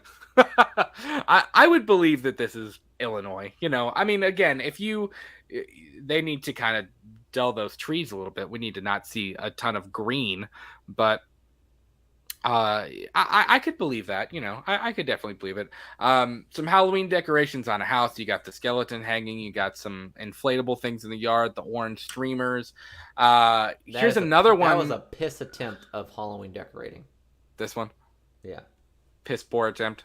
Yep. Piss poor attempt. The fuck? I guess Halloween is not in spirits in Haddonfield, Illinois. I don't know. Well, bro, after everything that's happened, would it be? Would you be in the Halloween spirit? It'd be like Footloose, or like fucking everything Halloween is illegal. Yeah, all of those other canceled Halloween scripts where Halloween is banned from that city. Here we see there's a Haddonfield police car. Jamie Lee Curtis is standing there. She's got a mask on. Listen, they've said COVID will play a role in Halloween Ends. I don't think everybody's going to be walking around in the movie wearing an N95. I don't think that's the case. I just think that it will be a factor. It will have happened in the timeline. But I mean, even like a lot of shows are taking the route of like the show happens after COVID. Maybe Halloween Ends happens after COVID. They're pretending COVID is over in this storyline, and they've just been through it. And that's kind of adding to the mental health issues and the depression and whatever else. So, I mean, yes, she's wearing a mask. I wouldn't read too far into any of that just yet. This kind of looks like a possible, maybe the store that we see in the background. I think it could probably looks like a Captain D's, and they just changed the sign to Hometown Proud. Well, whatever. It does kind of look like a Captain D's. I'm not gonna lie. It looks like the old Captain D's though, like from like late '90s, like early 2000s. Bro, what do you mean? Captain D's hasn't updated their fucking scenery in like fucking years. It still looks the same. Captain D's looks exactly the same. Again, nothing crazy. Just pictures from set. It's just kind of cool to see that they're filming. Pictures of what has been rumored to be Laurie's new house. Again, who knows? And part of the beauty of this is that we don't know anything about the plot, which I am perfectly okay with. I'm kind of happy that we don't have a ton of leaks and a ton of new things that we know about the plot that are going to get leaked. I mean, I prefer this just being able to freely speculate about stuff without worrying about, oh, we're gonna spoil this or this is gonna be wrong, or I'm happy that we can go into Halloween Ends. Our 59th episode, the episode that we just did. There's some really great comments on there as well. Now, thank you guys for commenting. There's some great, I don't even know what I was about to say. That's our whole discussion about our expectations and kind of our ideas and where our predictions for where we think Halloween Ends is going to go. I am happy that we don't have a ton of leaks. We don't know where the story is going to go, and I'm okay with that. Aren't you? Yeah, I would say so. Like walking into this blind.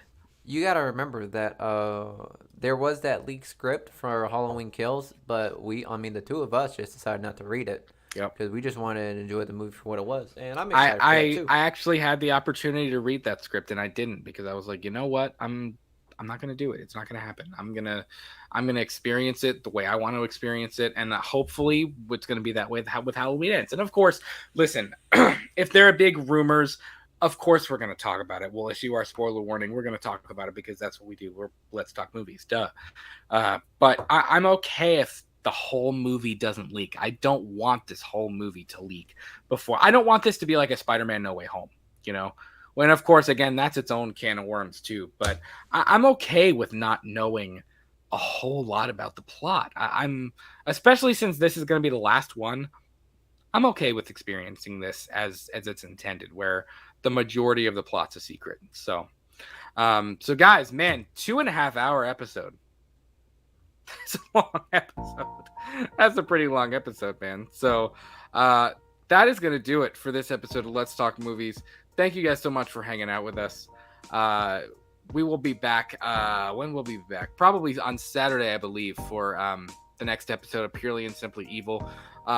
Texas Chainsaw Massacre comes out next Friday on the 18th. And we will see you guys soon. So please be sure to follow us on Twitter and Instagram at We Talk the Movies. Thank you guys so much for hanging out with us. If you're still here, thank you. Please be sure to leave us a like And we will talk to you guys soon. So have a great rest of your week, and we'll see you Saturday. See ya. See ya.